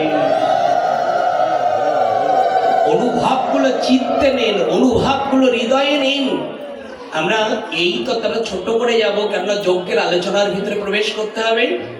এই অধিবাসটা করতেন নিত্য চোখের জল দিয়ে, তুলসী গঙ্গার জল দিয়ে। এই আপনাদের জন্য সুখবর যে একটু সময় কমিটি বৃন্দ বাড়িয়ে দিয়েছে। আপনাদের অখুশি নেই তো কেউ? জয় রাধে। আমাদের 10:30 পর্যন্ত সময় ছিল, কমিটি বৃন্দ নিয়োগ করেছে আপনাদের তৃষ্ণাত্ম নয়ন দেখে যে আরো একটু বাড়ানো দরকার। যাই হোক, খুব ভাবেই লক্ষ্য করে, আজ যদি প্রসাদের কেউ পাওয়ার ইচ্ছা হয়, তাহলে আমরা 10:30টায় পর বিশ্রাম দেব। যাই হোক, এই তত্ত্বের অনুভূতি দিচ্ছে। দেখো তত্ত্বটা কি দিয়েছে, এই তাত্ত্বিক তত্ত্বটা দিয়েছে, এই স্তরে স্তরণ করে দিয়েছে। এই নদীতে অর্থাৎ গঙ্গাতে চোখের জল ভাসিয়ে তিনি গোবিন্দকে আহ্বান জানাতেন। যজ্ঞ, এই অধিবাস শব্দ কি? আহ্বান। আর এখানে শিব কি করছেন? ভগবানকে নিত্য আহ্বান। আচ্ছা, এই তত্ত্বের মধ্যে একটা সাদৃশ্য মিল আছে। এই মিলের মাঝে উত্তর দিয়েছে, আচ্ছা এই শিব যে চৈতন্য মহাপ্রভু আগে ছিলেন কৃষ্ণ, এই কৃষ্ণকে নামানোর জন্য উনি যে ধ্যান করছে না, ধ্যান অবস্থায় রত, খাওয়া নেই, দাওয়া নেই, মাখা নেই, ভূষণ নেই, এই তপস্যা করছে যে গোবিন্দকে নামানোর জন্য, ওনার স্বার্থের জন্য না, জগতের স্বার্থের জন্য। জগতের স্বার্থের জন্য যদি এটা হয়, শিব করতে পারে, তাহলে আজ যে নারকেল বাড়িয়া কি এই যে কেন্দ্র মন্দিরের যারা কমিটি আছে এই অধিবাস বা যজ্ঞ করছে, এটা জগতের জন্য, তাদের নিজের স্বার্থের জন্য। তাহলে মিল আছে কিনা? তাহলে এই শিব তিনি এইভাবে তপস্যা করছেন। তুমি একবার নেমে এসো, এই নামার পরম স্তরে দাঁড়িয়ে স্তরণ করে অনুভূতি জাগিয়েছে। এই ওনাকে ধরে কেউ একটু বাইরে নিয়ে যাও। কমিটিকে বলছি কৃপা করে, উনি অসুস্থ হয়ে গেছে, একটু কাউকে একটু অনুভব করে তাকে একটু বাইরে নিয়ে যাওয়ার জন্য বিনয় নিবেদন করছি। জয় শ্রী রাধে, জয় জয় শ্রী শ্রী নিতাই গৌর বিধি প্রেমানন্দে গৌর হরি হরি বল। জয় জয় সীতারাম বিধি প্রেমানন্দে গৌর হরি হরি বল।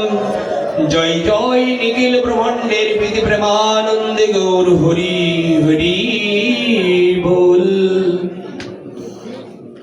একটু তৃষ্ণার্ত, উনি অনুমানের কাজে অসুস্থ হয়ে গেছে। উনি একটু লক্ষ্য না দিয়ে, দৃষ্ট না, আপনার আর আমারও হতে পারে, এই জন্য কাউকে ছোট চোখে দেখবেন না। আপনার ধ্যানে থাকেন, অনুভবে থাকেন, অনুরাগে থাকেন, আপনারা লক্ষ্যে পৌঁছাতে পারবেন। একটু লক্ষ্য করেন অধিবাস তত্ত্ব, এই অধিবাস তত্ত্বের নির্ঝরণী অনুভব দিয়েছে। এই অনুভব হলো, অনুরাগ হলো। এখানে কমিটিবৃন্দ যারা আছেন ওটা ঢেকে দেওয়ার চেষ্টা করুন, নাহলে ভক্তরা বুঝতে পারবে না। আপনার একটু দৃষ্টান্ত দিতে হবে। এটা অনুভবের অনুবেদ্যকর। আর এই তত্ত্বগুলো অনুভব করেছেন। কি তত্ত্ব দিয়েছে দেখো, এই তত্ত্ব দিয়েছে এই দেবাদিদেব মহাদেব যখন অদ্বৈত আচার্য হয়ে যিনি সেবা দান করতেন, নিত্য আহ্বান করতেন, গোবিন্দ তখন বৈকুণ্ঠের উপরই গোলক বৃন্দাবনে রত। এই গোলক বৃন্দাবনে রত, তিনি আসতে পারছেন না। এই লীলাটার সঙ্গে কত সুন্দর অধিবাসের মিল আছে দেখুন। এর উত্তর ভাগবতের দশম স্কন্ধে দিয়েছে। সেটা হলো সুদামার চরিত্র। শুনেছে ওরা? সুদামা নন্দীগ্রামে সন্দীপুনির মনির আশ্রমে তিনি শিক্ষা গ্রহণ করতেন। কৃষ্ণ বলরাম সনে তিনি অবস্থান করতেন। কিন্তু যখন তিনি বনলয়ে কাঠ খোলাতে গিয়েছিলেন, সেদিন কৃষ্ণ সুদামার দিকে হাত বাড়িয়ে বলেছিল, আয় আমি তোর সঙ্গে বন্ধুত্ব করব। সেদিন সুদামা বলেছিল, আমি তোর সঙ্গে কোনো বন্ধুত্ব, ঋষি যারা ধ্যানে পায় না, যোগী যারা যোগে পায় না, সেই গোবিন্দ হাত বাড়ালো, কিন্তু সুদামা হাতটা নিচে নামিয়ে নিলেন, তোর সঙ্গে আমি বন্ধুত্ব করব না। সেদিন কৃষ্ণ বলেছিল, সুদামা কেন করবি না আমার সঙ্গে বন্ধুত্ব? উত্তর দিয়েছে কি ছিল জানেন? আমি তোর সঙ্গে বন্ধুত্ব করব না আর একটাই কারণে। সেই কারণটা হলো যে আমি ভিখারি আর তুই রাজা। তেলে জলে যেমন মিশে না, দারিদ্র এবং রাজার কুমারের সঙ্গে কখনো বন্ধুত্ব মানায় না। সমানে সমানে বন্ধুত্ব হয়, কিন্তু উঁচু নিচু জল থাকলে নিচের দিকে তলিয়ে যায়, উপরে জল থাকে না। এই জন্য তোর সঙ্গে আমি বন্ধুত্ব। এই তত্ত্ব যখন জানালেন, কৃষ্ণ জানাচ্ছে, সুদামা তুই আমার একটা চোখ খুলে দিলি। একটা চোখ, হয়তো আমার জ্ঞান চোখটা পরিপূর্ণ ছিল। দেখেন অধিবাসের তত্ত্বের সঙ্গে কত মিল। আমার একটা নেত্র তুই খুলে দিলে। কি সেটা? বলেছি আমি রাজার ছেলে, তুই ভিখারি, এই জন্য তুই আমার সঙ্গে বন্ধুত্ব করবে না। আমি হাত মেলেছি, হাত পসরা করেছি, তুই যদি আমার ফিরিয়ে দিস, তাহলে কলিতে যখন আমি গৌর হয়ে যাব, আমি যদি রাজকুমার হয়ে যাই, রাজার ছেলে হয়ে যাই, তাহলে তোর মতো তুই যেমন আমার ফিরিয়ে দিয়েছিস, কলিযুগ ভিখারি কাঙাল তারা আমারও ফিরিয়ে দেবে। তাই আমি কলিতে যদি যাই আর রাজকুমার হয়ে যাব না, রাজপ্রাসাদে যাব না, আমি কাঙাল হয়ে যাব, যাতে আমার সঙ্গে সবাই মিশতে পারে। কি তত্ত্ব দিয়েছে দেখবেন, অনুভব করবেন আস্তে আস্তে। এখানে দাপার যুগে কৃষ্ণচন্দ্র কার গৃহে এসেছিল? নন্দ রাজার গৃহে। ত্রেতা যুগে ভগবান কার গৃহে এসেছিল? দশদা রাজার গৃহে। কিন্তু কলি যুগে কার গৃহে এলো?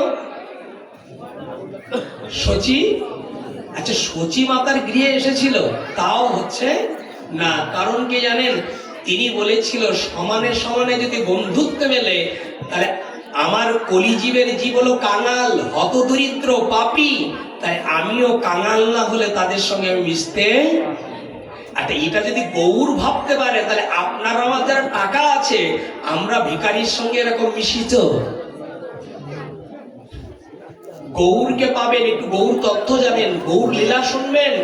গৌর যদি এই চিন্তা করতে পারে আমি সমানে সমানে নালে প্রেম হবে না, আনন্দ হবে না, ফেরাতে পারবো না, আপনার আমার একটু টাকা বা অভিমান বা অর্থ বা সম্মান হয়ে গেলে ভিখারির দুয়ারে আমরা 1 মিনিট দাঁড়াতে চাই না। কেন? এরা তো সম্মান বোঝে। এই যদি হয়, মনে করবেন আপনি এখনো গৌর তত্ত্ব বুঝতে। এই তত্ত্বগুলো শিখতে হলে চৈতন্য চরিতামৃতের কাছে শিখতে হবে। সেদিন গৌর চৈতন্য মহাপ্রভু এই যে এদিক দেবাদিদেব মহাদেব অধিবাস করছে, প্রভু তুমি এসো, আর কৃষ্ণ বলছে আসার জন্য আমি পথ রচনা করছি। এই গৌর এলেন কি করে? গৌর তখন এলেন সচিবাদার গর্ভ সিন্ধু পরশের অনুভূতি করে। তিনি ঘরে এলেন না, রাজভবনে এলেন না, তিনি নিম গাছ তলায়, দেখবেন গাছ তলায় এলেন। কাঙালের কোথায় আসে জন্মস্থান? কাঙালের কোথায় কোথায় হয়? যে আমি জগতের মানুষ তো ঘরে প্রসাব করে, ক্লিনিকে প্রসাব করে। আমি জগৎ জীব হয়ে জগৎকে উদ্ধার করতে গিয়ে আমি যদি হাত মেলি, হাত প্রসারা করে, কেউ যেন আমার ফিরিয়ে। দেখেন তত্ত্বটা কোথায় দিয়েছে, এই অধিবাস তত্ত্বটা। এই দেবাদিদেব মহাদেব যতটা ডাকতে শুরু করলেন, আর সচিমাতার গর্ভসিন্ধুকে অনুভব করে কৃপা করে আজ নবদ্বীপের ত্রিবেণীর ঘাটে নিমতলায় কৃপা করে স্বয়ং গোবিন্দ পৃথিবীতে গৌর হয়ে পৃথিবীতে প্রবেশ করলেন। এখানে নাম তত্ত্বের একটা ক্রিয়া আছে, এই ক্রিয়াটা শুনুন। গোবিন্দ যখন নিমতলায় এলেন, দেবতারা ভিখারি বেশে, কাঙাল বেশে দেখতে এলেন। নিখিল ব্রহ্মাণ্ডের মালিক এসেছে, আমরা দেখতে যাব। কিন্তু নিমাই যখন এসেছিল, নিমার কান্না ঠান্ডা। পৃথিবীর মুখে কেউ কান্না ঠান্ডা করতে পারছেন না। উনি কাঁদছে তো কাঁদছেন, অনেক কিছু দেওয়া হয়, কিন্তু এখানে জাগতিক একটা কথা আছে, আনন্দ পাবেন, কিন্তু সময় পাবো না।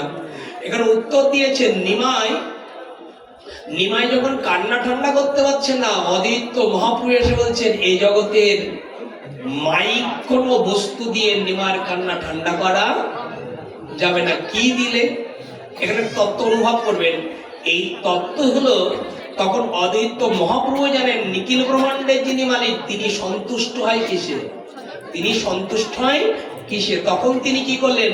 অদ্বৈত মহাপ্রভু বললেন ওকে যদি শান্ত করতে হয়, তা একমাত্র হরিনাম ছাড়া শান্ত কান্না ঠান্ডা। আর এই জগতের জীব যদি শান্তি পেতে চায়, দুঃখ দূর করতে চায়, এই নিমার কানে যখন হরিনাম 16 নাম 32 অক্ষর মহামন্ত্র, এই হরিনাম দেয়া হলো পাথরের মতো ঠান্ডা হয়ে কৃপা করে নিমাই পরম আনন্দে নামটা গ্রহণ করলো। এই সেই নাম, যে নাম কাল হবে। পৃথিবীর বুক থেকে কৃপা করে অধিবাস করেছিলেন দেবাদিদেব মহাদেব অদ্বৈত মহাপ্রভু অদ্বৈত আচার্য হয়ে পৃথিবীতে তিনি অধিবাস করলেন। আর অধিবাসের ফসল কৃপা করে আমরা গৌরকে পেয়েছি। এই অধিবাস যদি অদ্বৈত মহাপ্রভু শিব না করতেন, তাহলে গৌরকে আমরা এত তাড়াতাড়ি পেতাম না। এই অধিবাস তত্ত্বের অনুভূতির আমরা ছোট্ট করে বললাম। এর পরের শব্দ হলো, কেউ যদি অধিবাস করে কিসের আশায়? একটু কথা বলবেন, অধিবাস করে কিসের আশায়? একটা আশা লক্ষ্য তো থাকে, অধিবাস করে একটা আশায়, যাতে গোবিন্দকে নেমে পৃথিবীতে আসে। অদ্বৈত মহাপ্রভু যেমন করেছিল, এই গ্রামের ব্যক্তি অধিবাস করবে গোবিন্দকে নামানোর জন্য। এই অধিবাসকে নামাতে হলে এই আহ্বানে আর অধিবাস তত্ত্বে যদি তাকে নামাতে হয়, স্তর দুটি একটা তো পথ দেখায়। সেটা হলো আহ্বান। এই যজ্ঞে যখন যজ্ঞ হবে, আত্মীয় স্বজনকে আহ্বান করা হয় না, হয় না? একটা জড় জগতের কথা নামিয়ে আনলে আধ্যাত্মিক জগতে বুঝবো। আচ্ছা, অনেকে আছে মোবাইলে নেমন্ত্রণ করলে আসতে চায়, একটু বলুন না, আসতে চায়? নিমন্ত্রণ করছেন কিন্তু মোবাইলে বললে আসবে না, তার বাড়ি যেতে হবে। এখানে যদি এই তত্ত্ব হয়, আহ্বানীয় হরিনাম বা যজ্ঞে নেমন্ত্রণ আমার বাড়ি আসতে হবে, না হলে আচ্ছা বাড়ি যেতে হবে কেন বাবু? মোবাইলে বললে হবে না, এখানেও বলা যায়, তোমার বাড়ি গিয়ে বলাও। তাই কিছু কিছু আত্মীয় আছে, এটা খুব গ্রাপিন দিয়ে রাখে। গ্রাপিন দেখেছেন, জাম করে দেয় বা যায় না, এরকম আত্মীয় আছে, ও জাম করে দেয়, তুমি যদি আসো তাহলে যাবো, না হলে। এই তত্ত্ব কে বলেছিল? রুই দাস। এই জাম তত্ত্ব, এই তত্ত্বগুলো রুই দাসের। কি বলেছিল জানেন? সব জায়গায় প্রদক্ষিণ করেছিল, মুচির ছেলে বিদায় কৃপা করে অর্জুন তার গিয়ে নিমন্ত্রণ করেনি। এই যজ্ঞ যখন পণ্ড হয়েছিল, তার যজ্ঞ এই বৈষ্ণব শিব পণ্ড হয়ে গিয়েছিল, আর মেঘনাথের যজ্ঞ বন্ধ হয়েছিল, আর একটা যজ্ঞ বন্ধ হয়ে গিয়েছিল। সেই যজ্ঞ হলো দক্ষ যজ্ঞ, শিববিহীন যজ্ঞ বন্ধ হয়েছিল। এই যজ্ঞের একটা তত্ত্ব কথা বলছি, হৃদয়ে নিন। এই যজ্ঞের মধ্য দিয়ে অনুভব করবেন এই কেন নিমন্ত্রণ আহ্বানগুলো সঠিক করা দরকার। এই জায়গায় দাঁড়িয়ে পণ্ড হয়ে গেলে, কৃষ্ণের কাছে যখন গিয়েছিল ধর্মরাজ যুধিষ্ঠির, কেন পণ্ড হলো যজ্ঞ, এই যজ্ঞে কেন পণ্ড হলো? উত্তর দিয়েছে, অর্জুনের কাছে জিজ্ঞাসা করো কেন পণ্ড হলো। অর্জুন বলেছে, অর্জুনকে জিজ্ঞাসা করে এই ধর্মরাজ যুধিষ্ঠির জিজ্ঞাসা করেন, কি করেছে অর্জুন? বলে সকলের বাড়ি নিমন্ত্রণ করেছে, কিন্তু রুইদাসের বাড়ি যায়নি। উত্তর দিয়েছে, যজ্ঞ করতে গেলে মান অভিমান বা ঘৃণা করলে চলবে। উত্তরে একটু সমাধানে আছে, কিন্তু বলবো না কেন, সময় কম। উত্তর দিয়েছে এখানে, তখন রুইদাসের বাড়ি পুনরায় গিয়েছিল নিমন্ত্রণ করতে। রুইদাস বলতে, নিমন্ত্রণ নিতে পারি, কিন্তু কথা আমার একটা, আমার বাড়ি এসেছো, নিমন্ত্রণ দিচ্ছ, কিছু নিলে কিছু দিতে হয়। এই আত্মীয় এমন কিছু কিছু আছে, সেই তত্ত্ব দিয়েছি। বলছে তার মানে, বলছে তোমার বাড়ি আমাকে নিয়ে যাবে প্রসাদ পাওয়ার জন্য আর হরিনাম শ্রবণ করার জন্য, বৈষ্ণব সেবার জন্য। আমার বাড়ি যদি সেবা না নাও, তাহলে তোমার বাড়ি আমি। অর্জুন বলছে, আগে তোর মুখে বললে হতো, এবার যা বলেছে, এবার একে তো মুচি, আবার তাতে সেবা করতে হবে।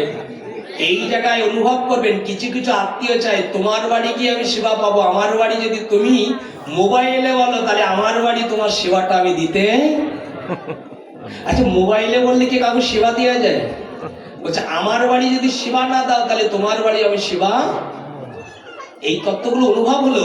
যদি এই তত্ত্ব এই হয়, তাহলে পারমার্থিক জগতে যিনি দাঁড়িয়ে বসে আছে, তারাও যদি এরকম ভাবে তুমি আহ্বান না করো, তিনিও এখানে আসবে।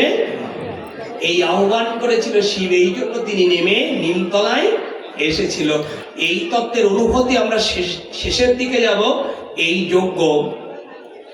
যজ্ঞের দুটি দিক আছে, খুব মন দিয়ে শুনুন। এগুলো আনন্দ, জ্ঞান, বিজ্ঞান এবং সমাজ পরিষ্কারের কিছু কথা চলে আসছে। যদি ভক্তির দিকে খুব একটা আলোচনায় যাচ্ছে না, কারণ সমাজকে পরিষ্কার করতে হবে আমাদের। এই তত্ত্ব অনুভব হচ্ছে, এই যে যজ্ঞ হবে কাল, হবে তো? একটু বলুন না, কাল যজ্ঞ হবে কিনা? তো যজ্ঞ যদি হয়, এই যজ্ঞের মাধ্যমে দুটি দিক আছে। একজন নাম শ্রবণ করাবে, আর কেউ শ্রবণ করবে, তাই তো? একটু বলুন না। আচ্ছা, এই দুটি দিক দিয়ে আমরা কি পাবো কালকে? কেউ যদি শ্রবণ করায়, তাকে কি বলা হয়? একটু বলুন না। এই মঞ্চে কেউ যদি হরিনাম শ্রবণ করে, তাদেরকে কি বলা হয়? গাও বা কীর্তনিয়া দল, তাই তো? বল, আমরা দল তত্ত্ব এবং শ্রবণকারী এই তত্ত্ব ভেদ করব। এখানে উত্তর দিয়েছে, কি উত্তর দিয়েছে দেখো। উত্তর দিয়েছে যে বহু জন্ম করিলে শ্রবণ কীর্তন, তাহাতে না পায় ব্রজের নন্দেরও। কি বলেছে, বহু জন্ম যদি তুমি শ্রবণ কীর্তন করো কিন্তু ভগবানকে পাবে। আবার কি বলেছে, এক কৃষ্ণ নামে যত পাপ হরে জীবের সাধ্য নাই তত পাপ। তাহলে কি বলেছে এখানে তত্ত্ব দুটো শ্লোক শ্রী চৈতন্য চরিতামৃতে একটু লক্ষ্য করবেন। বহু জন্ম করে যদি শ্রবণ কীর্তন, কয় জন্ম? বহু মানে কোটি কোটিও ধরা যায়। তাহলে কোটি কোটি যদি এরকম শ্রবণ কীর্তন করেন তাতে ভগবানকে পাবে লিখে দিলেন। কেন বললেন এই কথাটা? কি শুনতে হবে, হৃদয়ে অনুভব করতে হবে। কেন বললেন কথাটা? এই তত্ত্ব দিয়েছে, শ্রবণ করুন। আচ্ছা, এখানে হরিনাম যে দল আছে, এদের মুখে তো হরিনাম শুনবো আমরা, এখানে দল আমন্ত্রণ করেছেন না? আচ্ছা, সুন্দর মুখমণ্ডল হারমোনিয়াম বাজাতে পারে, বা তিনি জুড়ি বাজাতে পারে, নৃত্য করতে পারে নারী, এই দল দেখে দেখে কীর্তন শোনা উচিত? একটু বলুন না। না কণ্ঠ দেখে দেখে কীর্তন শোনা উচিত? কণ্ঠ দেখে কীর্তন শোনা উচিত। যদি এটাই হয় তবে এখনো কীর্তনের মর্ম আমরা বুঝি। খুব মন দিয়ে কথাগুলো হৃদয়ে নেবেন। উত্তর দিয়েছে চৈতন্য চরিতামৃতে, এর উত্তর দিয়েছে কি জানেন? উত্তর পরমাত্মা নিজে আছিরিয়ে ধর্ম অপরকে।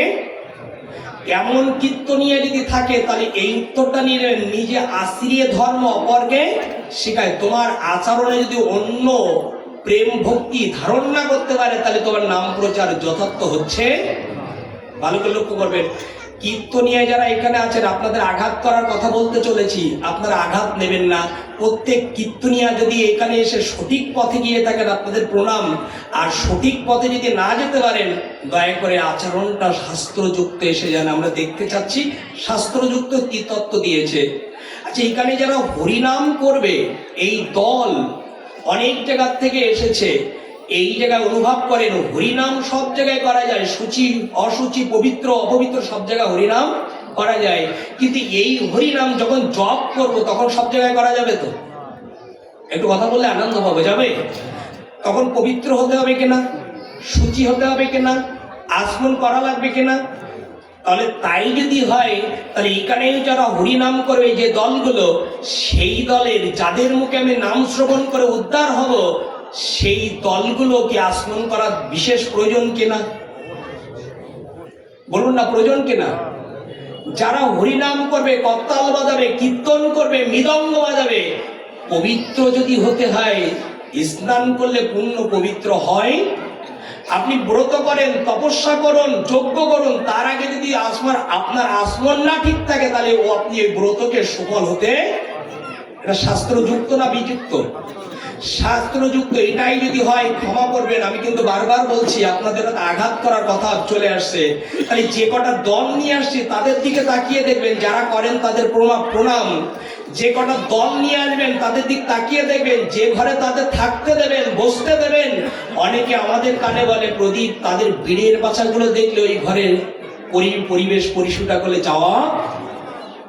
যে মুখে হরিনাম হয় সেই মুখে কি জীবান্ত অবস্থায় পুরানো যায়? একটু উত্তর দেবেন, যায় কি? আচ্ছা, প্রস্রাব করে কি জল নিতে হয় না হয় না? যেগুলো নিজে আশ্রিয়ে ধর্ম অপরকে শিখায়, এই দল আমাদের পথ দেখাচ্ছে, তারাই যদি জল না নেয় তাহলে দেহটা পবিত্র হলো? এক। দ্বিতীয়ত, আচ্ছা এখানে আচমন না করে কি আসরে ওঠা উচিত? একটু উত্তর দিন না। আচমন না করে, জল প্রসাব করে জল না নিয়ে সিগারেট বা পান খেতে খেতে কি ওঠা উচিত? তাহলে এইগুলো যদি থাকে তাহলে ওই মুখে যদি হরিনাম হয়, এখানে বলেছেন কি, কোটি জন্ম করিলে হরিনাম সংকীর্তন তাহাতে না মিলিবে ব্রজেরও। অর্থাৎ এরকম ব্যক্তি সুন্দর দেখতে পারে, কণ্ঠ ভালো হতে পারে, জুড়ি বা তবলা বা হারমোনিয়াম ভালো বাজাতে পারে, কোমর নাড়াতে পারে, এই দিঘার দেখতো না। ওর জন্য যদি সুচিতা থাকে, পবিত্র থাকে, তবে তিনি যদি কানাও হয়, খোলাও হয়, তার ভিতরে আচার্য যদি যুক্ত থাকে, তাহলে তার মুখে হরিনাম শুনে গোবিন্দের পরম স্তর যাওয়া যাবে। আমাদের হচ্ছে তো আস্তে আস্তে, আমাদের এরকম হরিনাম হচ্ছে কিন্তু আদর্শ পালন হচ্ছে যে দলগুলো নিয়ে আসি। আমরা লক্ষ্য করি যে কোন দল ভালো গাইতে পারে, এদের আমাদের দরকার। যাদের সুর আছে, নাচতে পারে, নাচাতে পারে আর কাঁদাতে পারে, এরকম দল। সাধারণ সাবধান থাকুন, যদি এই তদগুলো জাগতো তাহলে আমাদের আচারযুক্ত হয়ে তাহলে এই ভুবন কৃপা করে ভগবানের প্রেম তরঙ্গ ভাসত। এই তত্ত্ব দিচ্ছে চৈতন্য ভাগবতে। এতক্ষণ চৈতন্য চরিতামৃতে ছিলাম, এবার চৈতন্য ভাগবতে যারা আছেন কীর্তন করেন, শুধু দলের বলবো না, যারা কীর্তন করেন শুনে রাখুন। আচ্ছা, এই নাম প্রচারের অধিকার কয়জনে দিয়েছিলেন? কয়জনে দিয়েছিলেন জানা আছে কারণ? চৈতন্য চরিতামৃতে বলছে 2 জনের। কয়জনের? আচ্ছা, হরিনাম কোথায় করার কথা বলেছেন? মঞ্চে। মঞ্চে প্যান্ডেল করে হরিনাম করার কথা বলেছেন। শুনে নিন শাস্ত্র দিয়ে কি বলেছেন। চৈতন্য ভাগবতে বলেছেন, চৈতন্য মহাপ্রভু ডেকে ডেকে বলেছেন, পঞ্চতত্ত্বের মধ্যে 2 জনের নাম বিখ্যাত এবং প্রচারের অধিকার দিয়েছিলেন। শোনো শোনো নিত্যানন্দ, শোনো হরিদাস। কয়জন? 2 জন। খুব মন দিয়ে লক্ষ্য করবেন। শোনো শোনো নিত্যানন্দ, শোনো হরিদাস, করহ আমার আজ্ঞা, প্রতি ঘরে ঘরে গিয়ে করো এই ভিক্ষা। কোথায়? আমরা করছি কোথায়?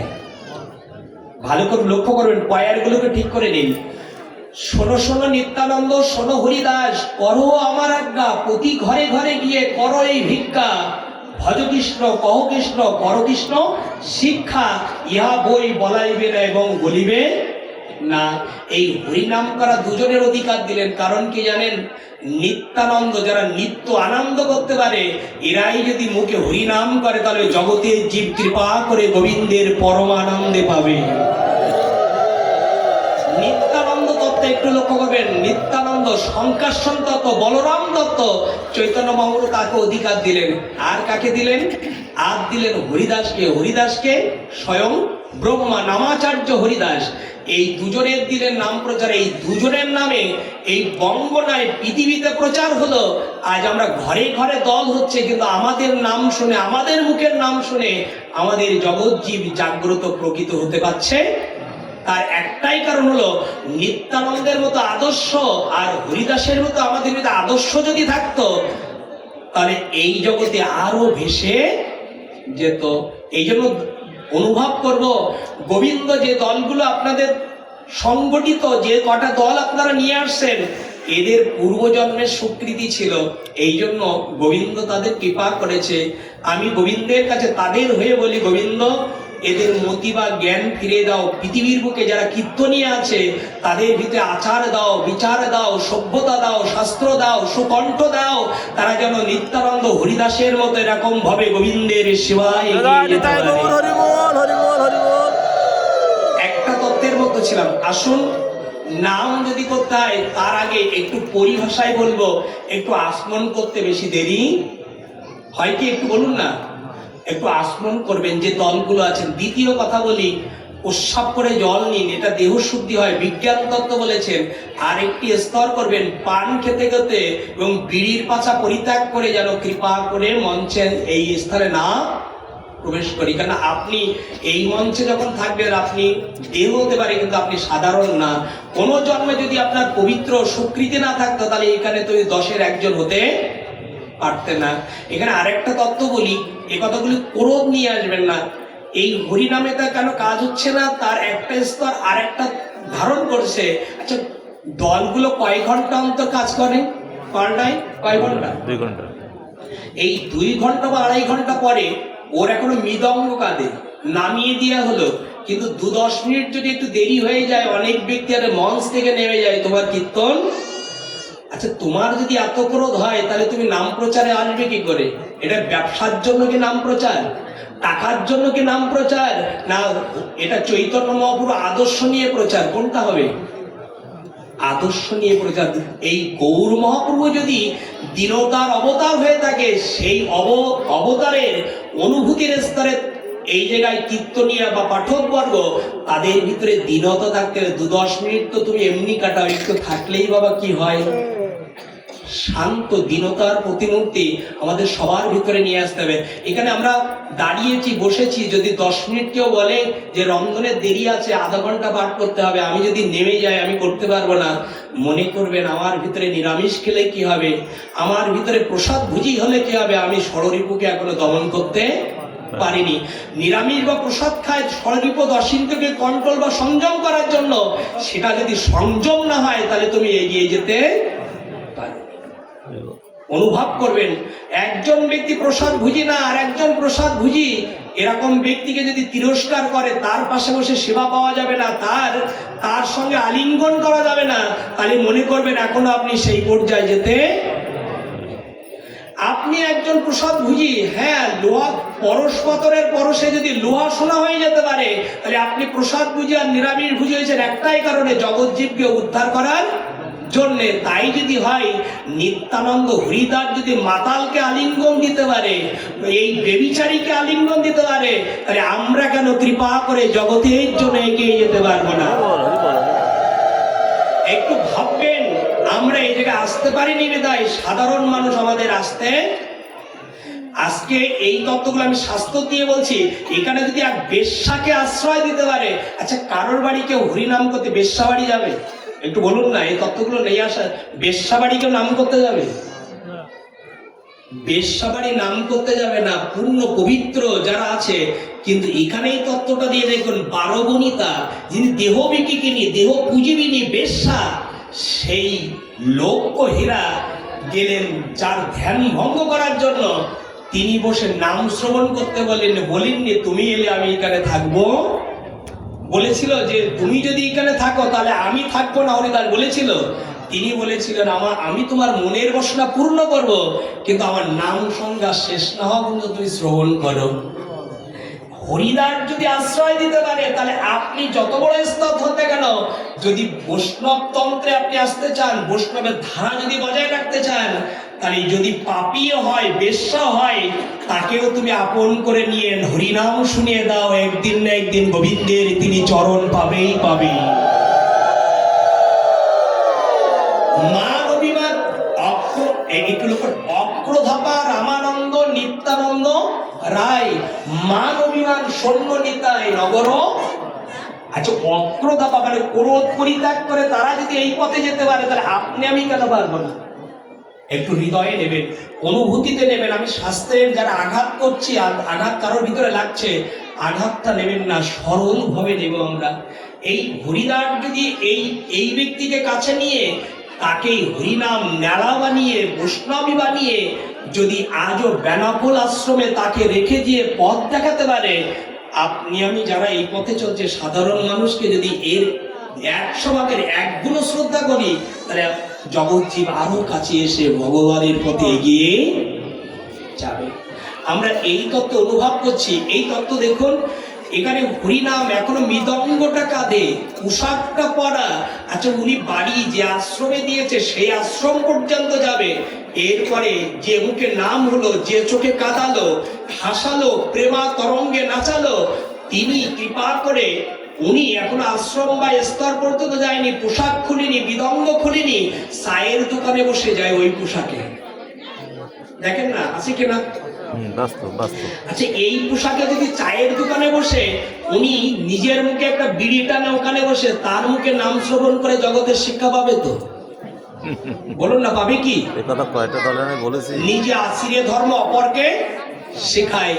তোমার আচরণ দ্বারা জগৎ দেখবে। অনুরোধ করব, যেমন একটা আর্মি পোশাক বা পুলিশের পোশাকে যেখানে সেখানে যাওয়া যায় না, তুমি যখন এই শুদ্ধ সাধু পোশাকটা তোমার থাকবে, তারও একটা সম্মান আছে, তুমি সম্মান দিতে শেখো। এরকম যেখানে সেখানে এরকম নষ্ট, এদিকে দৃষ্টি রাখা দরকার। এই যারা করেন, অনুরোধ করো ফিরে আসুন। যারা করছেন বারবার তাদের চরণে প্রণাম। কেন এই সাধু ভাবটা এবং শাস্ত্রীয় ভাবটা আপনার ভিতরে আছে, আপনার দেখা দেখে আরো 5 জন শিখবে। এই জন্য যারা করেন তাদেরকে পুনঃ পুনঃ প্রণাম, যারা করেন না আপনাদেরও প্রণাম, আপনারা এগিয়ে আসুন। আমরা এতক্ষণ অনুভব করেছি, নাম শুনতে হয়, নাম করতে হয় এইভাবে। এই উত্তর দিয়েছে, নাম করতে হয় কি করে? একটু বলুন না, নাম করতে হয় কি করে? নাম করার সিদ্ধান্ত দিয়েছে কারা? যারা হরিনাম কালকে করবে। উত্তর দিয়েছে, এই তাত্ত্বিক উত্তর দিয়েছে, অনুভব করে, অনুরাগে যদি নাম করতে হয় তো প্রেমের সঙ্গে নাম করতে হবে। যে প্রেম শ্রবণ করলে আচ্ছা যোগ্য হবে। আচ্ছা, কার জন্য যোগ্য? কার নাম করবেন কার জন্য? এখানে যে হরিনাম হবে কার জন্য? জগতের, জগৎ মঙ্গলের জন্য। কিন্তু জগৎ মঙ্গল হবে কি করলে? দেখেন, জগতের মঙ্গলের জন্য হরিনাম বা এই যজ্ঞ হবে, কিন্তু জগৎ মঙ্গল হবে কি করলে? এখানে দুর্বাসা মুনি কুন্তী দেবীর এই তত্ত্বটা দিয়েছিল। এই দুর্বাসা মুনি যখন অনেক ঋষিদের নিয়ে বনবাসে রত, পঞ্চপাণ্ডব রত, তখন তাদের অনেক শিষ্য নিয়ে খেতে গিয়েছিল, কিন্তু তার গৃহে কোনো খাদ্যের ব্যবস্থা ছিল না। দিতে পারলে ভালো, না দিতে পারলে অভিশাপ হবে। তখন কুন্তী দেবী আহ্বান করলেন কৃষ্ণকে। কৃষ্ণ বললেন, আমাকে এক কণা দাও, তাহলে সকলকে পেট ভরে যাবে, তাই তো? তখন কৃষ্ণ এক কণিকা মাত্র শাকের কণা পেল। আর যারা এই দুর্বাসা মুনির সঙ্গে ছিল তারা বললেন, এত পেয়েছি আর পেতে। তাহলে জগৎজীবকে যদি শান্তি দিতে হয়, পরমানন্দ দিতে হয়, তাহলে একবার যদি কৃষ্ণ এই যজ্ঞে শান্তি বা সান্ত্বনা বা প্রেম আর সাধন পায়, তাহলে জগৎজীবের কল্যাণ হবে, যদি গোবিন্দ কৃপা করে শান্ত হয়। আচ্ছা, এটা কোথায় লেখা আছে প্রদীপ? তুমি এই ব্যাখ্যা দিচ্ছ, মন গড়া বলছো, আমি শঙ্কা, আমরা জানতে চাই কোথায় পেয়েছো। আসুন, নাম করি তো আমরা, জপ করি কেউ এখানে? একটু বলুন না, মালায় জপ করি কেউ? আচ্ছা, জপ করার সময় সমার্পণী মন্ত্র বলেন। সমার্পণ মন্ত্র, সমার্পণ মন্ত্রে কি বলি আমরা? নামযজ্ঞ মহাযজ্ঞ কলহ কলনাশ্য শ্রীকৃষ্ণ চৈতন্য পিতর্থে। নামযজ্ঞ কার পিতর্থে? এখানে কার পিতর্থে? শ্রীকৃষ্ণ চৈতন্য পিতর্থে। নামযজ্ঞ সমর্পণ কার করতে? পিতর্থে, শ্রীকৃষ্ণ পিতর্থে। তাহলে উত্তর দিয়েছে, এই যজ্ঞ হবে বা যজ্ঞ করবেন, এই নাম যজ্ঞ যদি শ্রীকৃষ্ণ পিতর্থে হয়, তাহলে এই যজ্ঞও যদি কৃষ্ণ পিতর্থে হয়ে যায়, তাহলে জগতের কল্যাণ বয়ে আনবেই আনবে, যাতে কৃপা করে জগতের অশান্ত অনুভূতিগুলো দূর হয়ে যাবে। আমরা এই কৃষ্ণ পিতর, এখানে যদি বলে একজন মঞ্চে কীর্তন করছে, সামনে কোনো ভক্ত নেই, যদি মনে করে এই কীর্তনটা ভালো হবে না, ভক্ত না হলে কি ভালো হয়?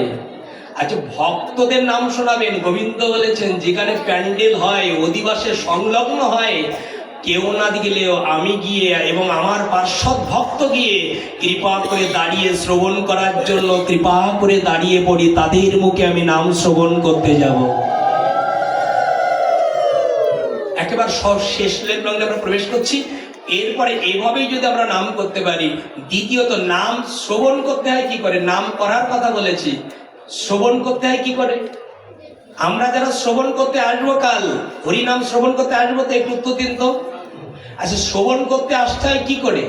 হাতে পাপড় নিয়ে, বাদাম নিয়ে।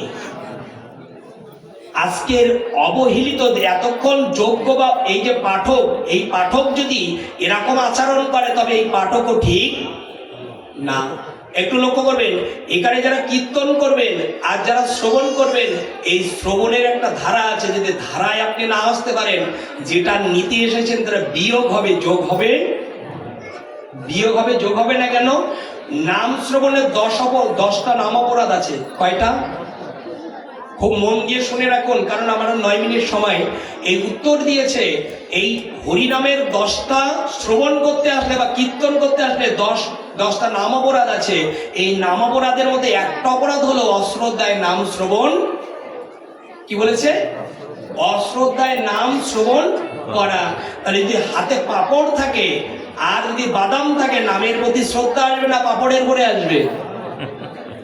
তাহলে সেটাকে নিয়ে আসা দরকার। এখানে যেটা আমরা সহজে পাই তার মূল্য দেই কম। হাজার হাজার লক্ষ লক্ষ টাকা খরচ করে এখানে নামযজ্ঞের ব্যবস্থা করেছে, আর আমরা গল্প নিয়ে, পাপন নিয়ে আর বাদাম নিয়ে, এ থেকে আমাদের কৃপা হয়?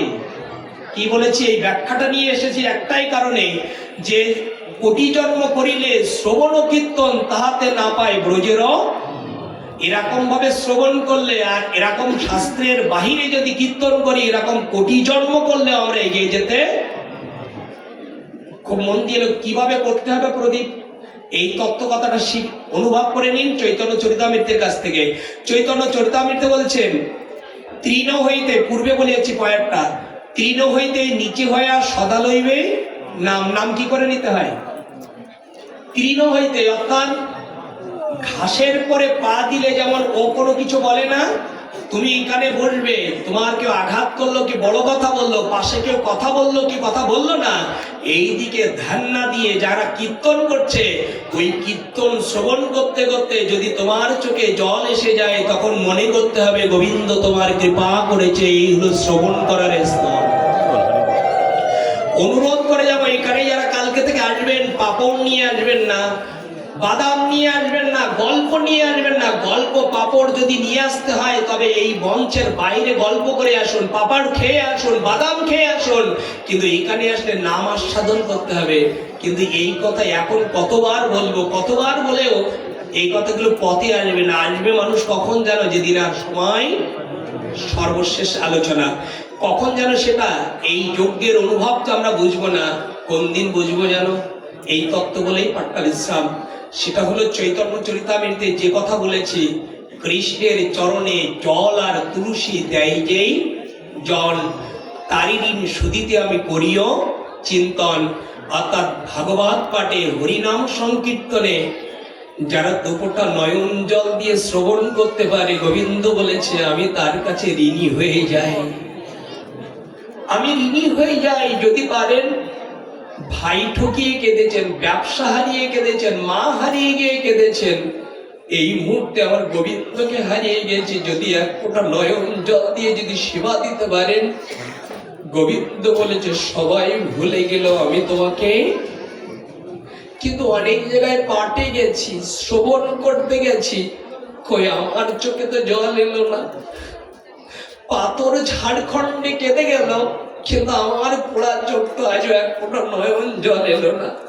চৈতন্য চরিতামৃতে বলছেন আদি বেলায়, কৃষ্ণ বলিতে যার না হয় প্রেমের অঙ্কুর, বুঝিবে হৃদয়ে অপরাধ প্রচুর। কৃষ্ণ নাম শুনতে, ভাগবত কথা শুনতে যাদের এখনো পর্যন্ত আখি জল অশ্রু সিদ্ধ হয়নি, মনে করতে হবে অনেক জন্ম জন্মান্তরে প্রভু আমি অপরাধী, কৃপা করে দেখো, আর কৃপা করো। কখন বুঝবো জানো? আমরা এই তত্ত্বটা বুঝবো যদি কারো ধন থাকে, প্রেম অশ্রু সিক্ত নয়ন জলে গৌরকে একটু কৃপা করে চরণে দিয়ে দিন। গোবিন্দ বলেছে আমি তোমার ভুলবো না। কেন জানো? আমি তোমার ভুলে যাব না। এখানে জল ফেলবে, আর আমি গোবিন্দ তোমার জন্য বৈকুণ্ঠে বসে, দ্বারকায় বসে আমি তোমার জন্য চোখের জল ফেলি। ভক্তরা যখন কোনো কীর্তনে ভাগবত পাঠে কাঁদে, গোবিন্দ কান্নাটা দেখতে পারে না, গোবিন্দ ভক্তের জন্য কাঁদে। কোথায় জানেন? প্রমাণ নিন। সুধামা যখন ত্রিপিটক নিয়ে গোবিন্দের চরণে যাবে, গোবিন্দের কাছে রুক্মিণী তখন 56 ভাগে ব্যঞ্জন নিয়ে এলো। ব্যঞ্জনটা এই সুধামা 3 দিন খায়নি। ত্রিপিটকটা নিয়ে না গোবিন্দের আত্মনাদ করছে, গোবিন্দ তোর মুখে কে চিড়ে মানায়, তুই জগৎ কান্ডারি, তোর মুখে মানায় না। ওই বলতে বলতে না চোখের জল ভেসে যাচ্ছে। আমার গোবিন্দ বলেছে রুক্মিণীকে, রুক্মিণী থালাটা ঠেলে দিয়ে রুক্মিণী গোবিন্দের চোখে দেখলো চিকমিক করে জল ভেসে যাচ্ছে। এই ভেসে যাওয়া জলের সঙ্গে হাত জোড় করে রুক্মিণী বলছে প্রভু, দাসীর কি অপরাধ যে তুমি আমার সেবাটা পাবে না? কন্দন কেন? গোবিন্দ সেদিন কৃষ্ণচন্দ্র উত্তর দিয়েছে, রুক্মিণী তুমি দেখতে চাও না শুনতে চাও? বলছে আমি দেখতে চাই। বলছে আমাকে স্পর্শ করো। গোবিন্দ নারায়ণ কৃষ্ণচন্দ্র স্পর্শ করলে দেখে গাছতলায় বসে গোবিন্দের মুখে ত্রিপিটক আর চিড়িটা দিতে পারবে না বলে সুদামা কাঁদছে। আর সুদামা গাছতলায় বসে কাঁদছে, আর গোবিন্দ প্রসাদ নিয়ে কাঁদছে, তুমি যতদিন না আসবে ততদিন আমি প্রসাদ পাবো না। গোবিন্দ কৃপা করে তারও গায়ে বসে কাঁদছে। এই জন্য কোনো ভক্ত যখন কাঁদে, ভগবান তোমার জন্য কাঁদে। যদি কারো ধন থাকে এক ফোঁটা নয়ন জল দিয়ে দিন। এই দেখো তত্ত্বটা কি দিয়েছি। এখন আমরা যোগ্য অধিবাস কীর্তন শ্রবণ করবো, এখন ভালো না লাগতে পারে, যেদিন ভালো লাগবে সেদিন আর সময়। কখন যেন বাড়ি করেছো, গাড়ি করেছো, যেদিন তুমি রুগ্ন হবে, হাত চলবে না, পা চলবে না, বৃদ্ধ হয়ে যাবে, তোমার মধুমাখা ছেলে যখন তোমার কাছে আসবে না, বাধ্য হবে তোমাকে রেখে দেবে।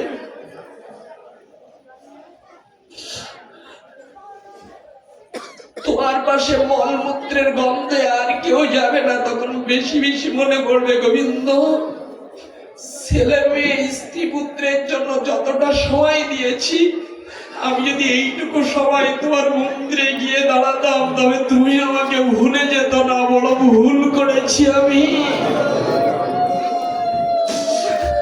বড় ভুল করেছি।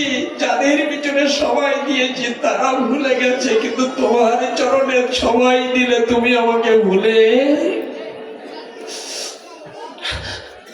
বেশি বেশি করে মনে পড়বে। আর কোথায় জানেন, আত্মা চলে গেলে যখন চতুর্দোলা করে বল হরি বলতে বলতে নিয়ে যাবে, চিতায় তুলে দেবে,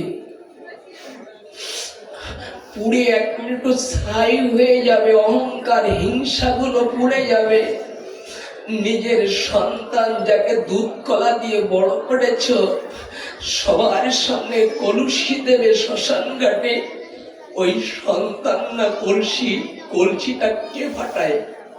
কে ফাটায় বলুন না? এটা ব্যয়দেব রচিত, একটা দেখে নিন। এখন হরিনাম ভালো না লাগতে পারে, কৃষ্ণ নাম ভালো না লাগতে পারে, কিন্তু যেদিন লাগবে সেদিন আর সময়। এই দেখো তত্ত্ব দিয়েছে কি, নিজের সন্তান না শ্মশান ঘাটে কলসিটা ভেঙে কিছু দূর দূরে গিয়ে বলবে, কি বলবে? দাগ কেটে বাবা। সেদিন আত্মা হয়ে তুমি একদিকে দাঁড়িয়ে থাকবে, আর তোমার সন্তান তিনটে দাগ কেটে বলবে ওইদিকে। আর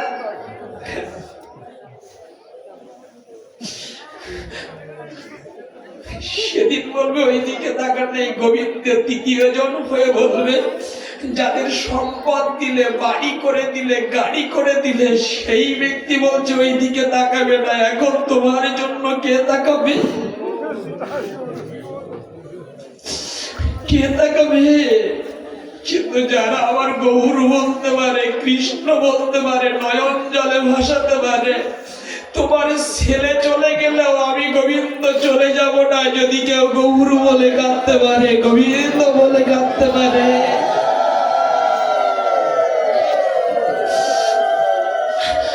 আত্মা হয়ে না গোবিন্দের জন্য অনুভব করবে। বিকালে চলে গেলে সন্ধ্যাবেলায় না একটা দ্বীপ জেলে আসবেন। আমার বাবা একা একা থাকতে পারবে না অন্ধকারে, শ্মশানে আর কেউ দ্বীপ জ্বালবে না। আমার গোবিন্দ বলেছেন, দ্বীপ জ্বালার মতো সন্তান না থাক, প্রতিবেশী না থাক, আত্মীয় না থাক, যদি তুমি নিত্য গৌর বলে কাঁদতে পারো, গোবিন্দ বলে কাঁদতে পারো, কেউ না জানলেও আমি তোমার জন্য দ্বীপ জেলে, আমি তোমার জন্য দাঁড়িয়ে থাকবো জগতের মধ্যে, কথা দিলাম। আমরা এটা বুঝিনি, বুঝেছিল কারা জানেন? যারা বুঝেছিল তাদের জীবন চরিত্র গুলো শ্রবণ করুন। বুঝেছিল, যার কৃপা করে রাজমন্ত্রী সনাতন, তিনি সবকিছু ত্যাগ করে দিয়ে নগ্ন পায়ে ছিন্ন বসন নিয়ে রাধাকুণ্ডের তটে গিয়ে বলেছিল, প্রভু মৃত্যুর পর অর্থ যাবে না, ভালো গাড়ি সম্পত্তি যাবে না, তাই রাধাকুণ্ডের তটে সারা কাঁথা, নাড়া মাথার মুখে কৃষ্ণ গুণগাথা, এই হলো সম্বল। জগতের মাঝে এটা সম্বল করে নিয়েছিল। আর কারা নিয়েছিল? ঝাড়িখণ্ডে বাঘ, বাঘ আর হরিণ, যাকে দেখলে তিনি গ্রাস করতে খাইতে চাইতো। গৌর মহাপ্রভু হরিনাম নিয়ে যাচ্ছে, এই হরিনাম কানে গেল, সেই বাঘের আর হরিণের, হরিণ গুলো নৃত্য করা শুরু করে দিয়ে কন্দন শুরু করলো, বাঘও কন্দন করলো। কি বলেছিল যেন বাঘ উত্তর দিয়েছিল, মৃগে আর বাঘে করে অনন্য আলিঙ্গন, তারা মুখে মুখ লাগিয়ে করে অনন্য চুম্বন। কি করেছিল যেন বাঘ বলেছে, ওরে আমি কালকে তোকে আহরণ করেছি, কিন্তু আজ হরিনাম পেয়েছি, আজ চলে গেলে আজ তোর মতো ভক্তকে আলিঙ্গন করতে পারবো না, কৃপা করে তোর সঙ্গে প্রেমাবৃত করতে পারবো না। সেদিন বাঘ আর মৃগো, বাঘ আর হরিণে আলিঙ্গন করছে, আর কি হচ্ছে জানো, আজকে হাত আছে তোকে ধরতে পারবো, যদি আত্মা চলে যায় আর ধরতে পারবো না, আর কৃপা করে তোকে আলিঙ্গন করতে পারবো না। আজ আঁকি আছে হরি নামে কাঁদতে পারবো, কিন্তু কাল কাঁদতে পারবো না। আজকে হরি নামে কৃপা করে হাত দিয়ে চরম ধুলি নিয়ে যাবে, কিন্তু কাল ধুলি নিয়ে যাবে না। তারা যেন পশু হয়ে একজন অপরজনকে আলিঙ্গন দিচ্ছে। গোবিন্দ নারকেল বাড়িয়ে গ্রামের সর্বজনীন মন্দিরের যারা কমিটি বৃন্দ আছে, তিল তিল করে বিন্দু বিন্দু করে মহা এই যজ্ঞের আয়োজন করেছে। তুমি তাদের ভিতরে প্রেম দিও, ভক্তি দিও, জ্ঞান দিও এবং ধৈর্য দিও। এই যজ্ঞে যদি ভুল ত্রুটি হয় ক্ষমা করে তাদের ভিতরে অনুপ্রেরণা দিও, যেন কৃপা করে যতদিন তারা পৃথিবীতে থাকে ততদিন যেন কৃপা করে প্রত্যেক বছরের ন্যায় এর চাইতে শত সহস্র করে গুণান্বিত করে তারা যেন এই অনুষ্ঠান করতে পারে। তোমার চরণে নিবেদন রেখে গেলাম, যারা কৃপা করে এই কীর্তন শ্রবণ করে নয়ন জলে ভেসে আলিঙ্গন করছে, কেউ যদি না থাকে শেষের দিনে তুমি বান্ধব হয়ে সকলকে কৃপা করো। এই নিবেদন রইল তব চরণে। এই বলে কৃপা করে সংক্ষিপ্ত ভাগবত পাঠ এখানেই বিশ্রাম রইল। জয় জয় শ্রী শ্রী নিতাই গৌর প্রীতি প্রেমানন্দে।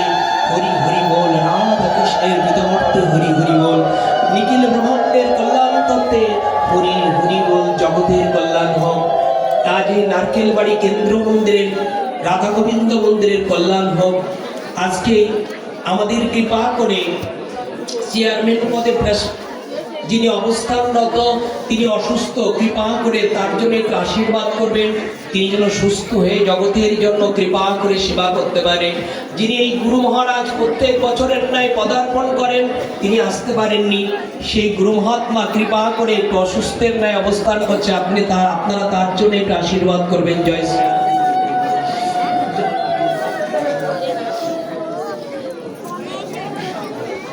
সকলের কল্যাণ কামনায় এখানেই ইতি রইল।